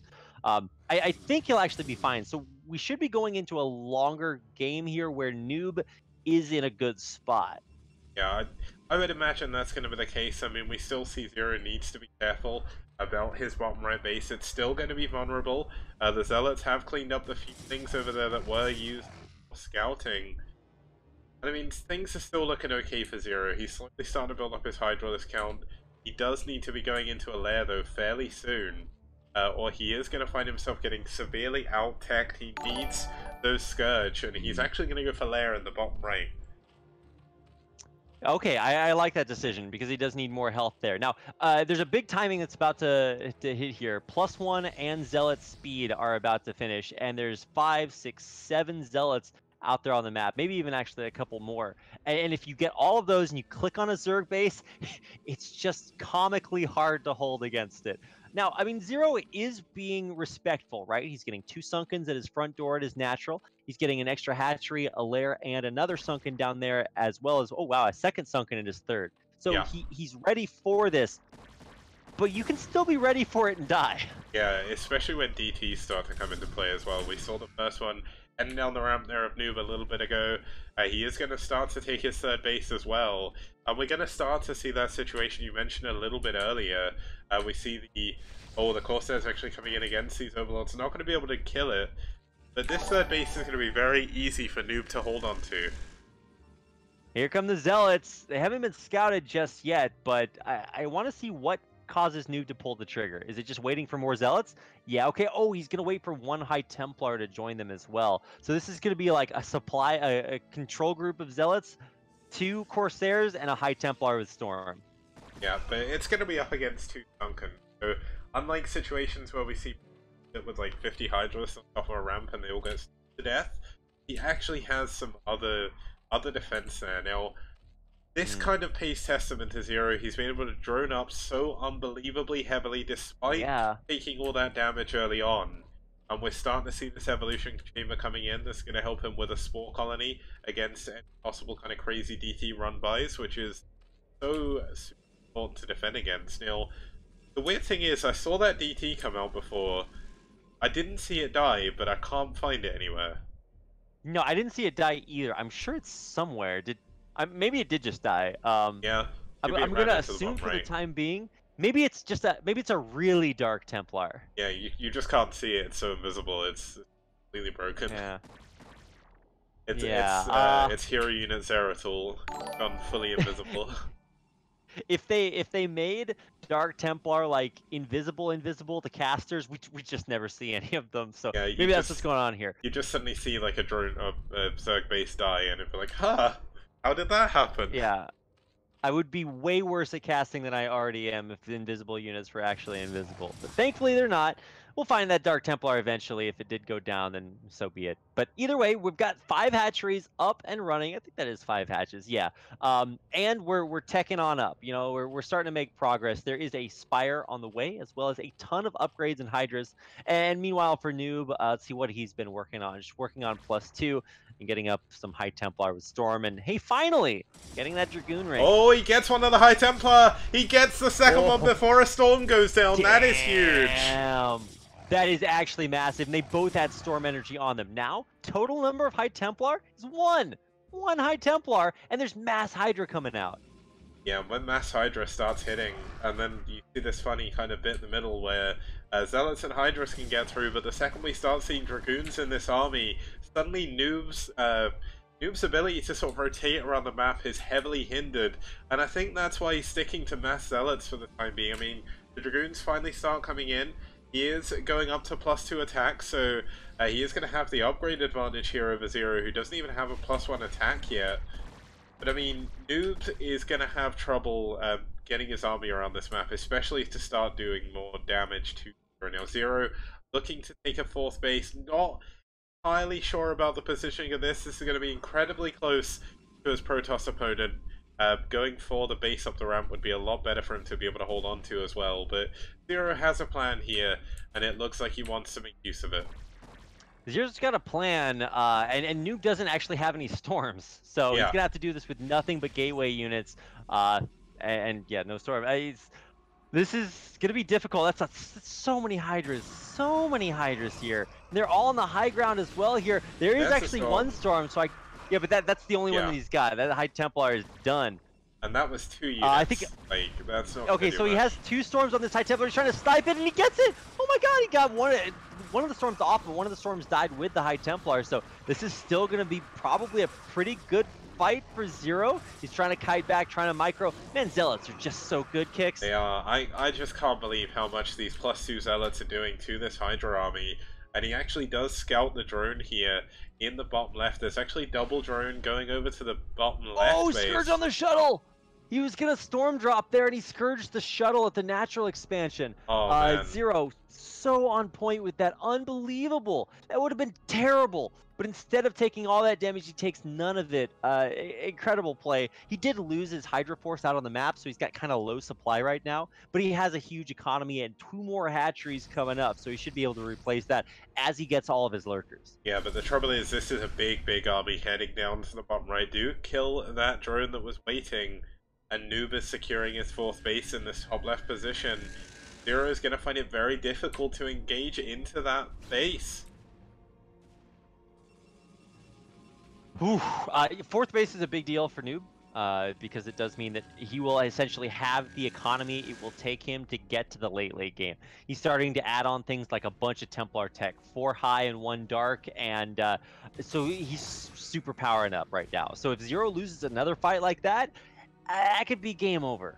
Yeah, but we're seeing lurkers finally start coming into play. We do have a couple of observers, which ZZZero is going to scout for, but the trouble is he's now supply blocked, and his economy, while strong, he's been doing a very, very good job of spending all of his money, and it means building all those overlords is something that he's not really going to want to do. Now, we do have nOOB's army coming in. There isn't that many storms. I don't actually think there's a High Templar with this army, so things are still looking a little bit better for ZZZero, but here is the High Templar. There is one.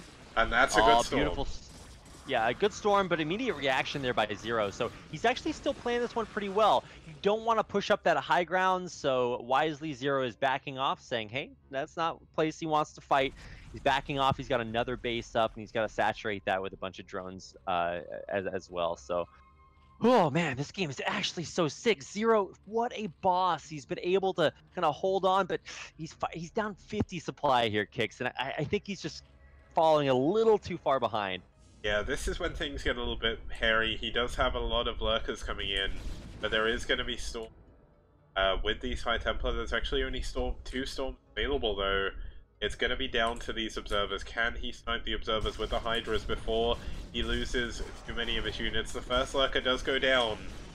And I mean, he is going to storm, actually storming a few of the links at the front, not really going to get too much achieved, and that storms that can't kill the lurkers. And all of a sudden, despite being so low on supply, nOOB can't attack this position. It's just not cost effective enough. And that's why he's just going to expand. He knows that there's no way to do damage. And in that case, why wouldn't I just take another base? Yeah, and that's going to give time for a big round of drones to come out here. But, oh, can't throw away links like that. Okay, sick. They actually survived. How'd they make it through there? That's incredible. We're going to Hive behind all of this, so that's going to be a big moment. We can get some Defiler tech out. But the Lings actually running past have kind of pulled nOOB's army all the way back and given maybe a little bit of breathing room to ZZZero. Yeah, not only that, ZZZero finally got a scout off on that top left base, so he now knows what he's up against. He knows the power of nOOB's army now, and this is when things get dangerous for ZZZero. He's down in supply, in a good position on the map to defend that base, but if all of his lurkers are there, how is he going to defend the bottom right base? It's a great question, Kicks. He does have lurkers down there, but he doesn't have his army down there, obviously, so it's going to be hard to maneuver if he's a little bit too slow. He does risk losing that, and he doesn't have Hive Tech yet for Nidus to be able to get a bunch of lurkers and defilers down there, but he will soon. Yeah, his Hive isn't finished up yet, so that's a little bit problematic. But he's still in a relatively good position. He got his units around. Has lurkers on the high ground. They're not actually burrowed, so he does need to get those burrowed pretty soon. But he's still looking okay. His upgrades, he's behind a little bit on nOOB. He's only got +2 carapace against +3 attack. And he is throwing away a few units here to storm. So nOOB is still looking very strong. All the observers go down. I mean, wait, did he storm his own observer? No, he scourged the observers. One scourge on each. So good move.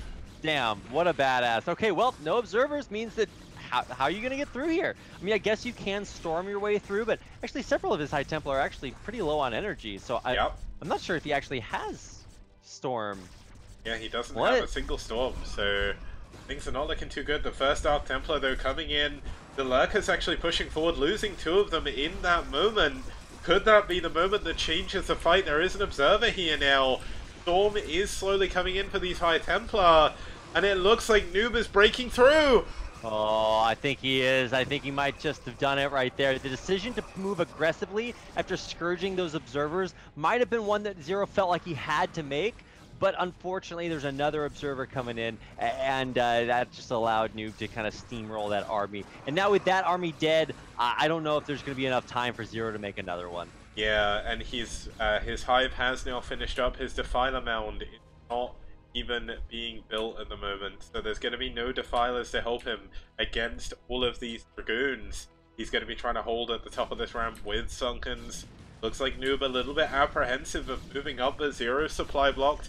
without Defilers, without Queens even. Queens would be quite useful right now. He's looking in a tough spot. Yeah, and his macro's actually really slipping right now, too. He's got a gigantic bank when he has a bunch of larvae just waiting to be made into units. But he actually can't make the units because he's supply blocked from losing so many overlords.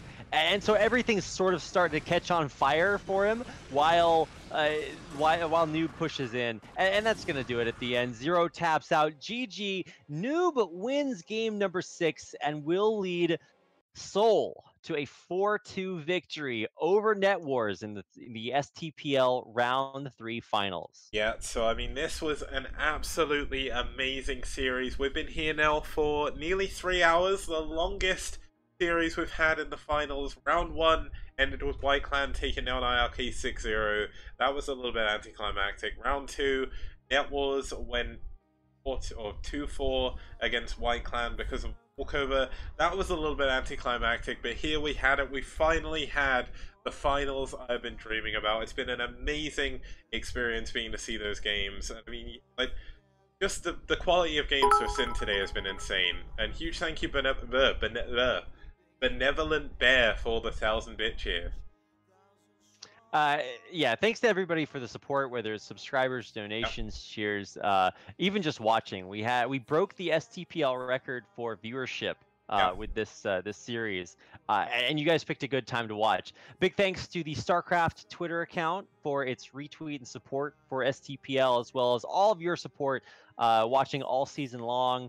It's just been a real treat to be able to be a part of this finals, and what a finals it was, all the way down to Zero, just like fighting his heart out there in the finals. Every single game that NetWars won was just so crazy, beating some of the best players on SouL, but in the end SouL does take the triumph, and I think they really did deserve it.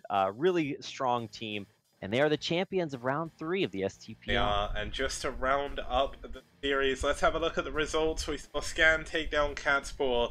Bonyth fought back, took it to 1-1 by taking down Dandy. Spire got his revenge on Trutacz, the game that quite possibly changed the outcome of the finals.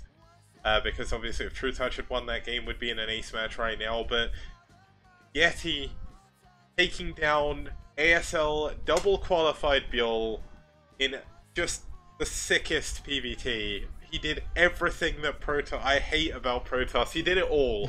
He just like the amalgamation of every like Terran tier in the world went into Power Yeti in that game. And if you're gonna go back and watch a single game from this series, make it Yeti versus ByuL. I'm gonna post that on Reddit because that was such a sick series. YSC versus kogeT was good as well. YSC just outplaying kogeT a little bit. kogeT getting a little bit too excited, pushing forward with his army into some cloaked units, which killed all his army. And then to close it off, nOOB beat Zero in that final game as well. I mean, it's just been a great experience for me to be here for these finals, and thank you everybody who tuned in to watch. Obviously, huge thank you, Rapid, for being here at such an early time in the morning again. And I mean, this isn't it for the STPL. It's the round 3 playoff finals. It's done. Round 3 is effectively over. But in 2 weeks' time, we'll be back with the start of round number 4, and we get to go all over again. Yeah, it is going to be the final round, though, so eventually we will pry the prize pool from Kix's cold, dead hands at the end of round 4. So you do not want to miss round 4 of the STPL, and if you want to stay up to date with all of the STPL action, you can follow it on Twitter at STPL TV. I guess Kix is going to be posting all of that info up there. You can also follow Kix on Twitter at KixSD and me on Twitter at RapidCasting. I know we would both appreciate that. It's a great way for you guys to figure out what's going on with more STPL. And if you want to support the stream, you can support the tournament by donating to the prize pool through the Matcherino link.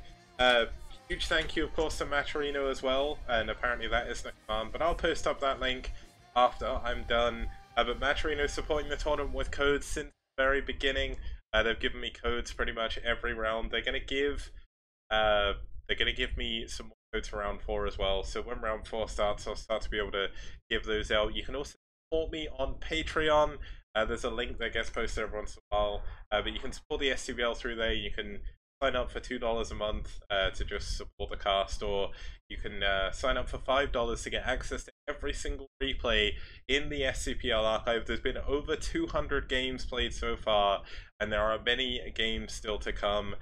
I will be posting the round 4 info very shortly over the next couple of days with all the maps. I need to do the group draw, which I'll do tomorrow, and SouL, of course, are going to get their option of moving one of the teams. So tune in for that tomorrow. I'll try and do it in the afternoon so it doesn't get in the way of BSL or anything. But once again, huge thank you to everybody who showed up. It's been a fantastic cast, and I hope you all have a wonderful weekend. Guys, next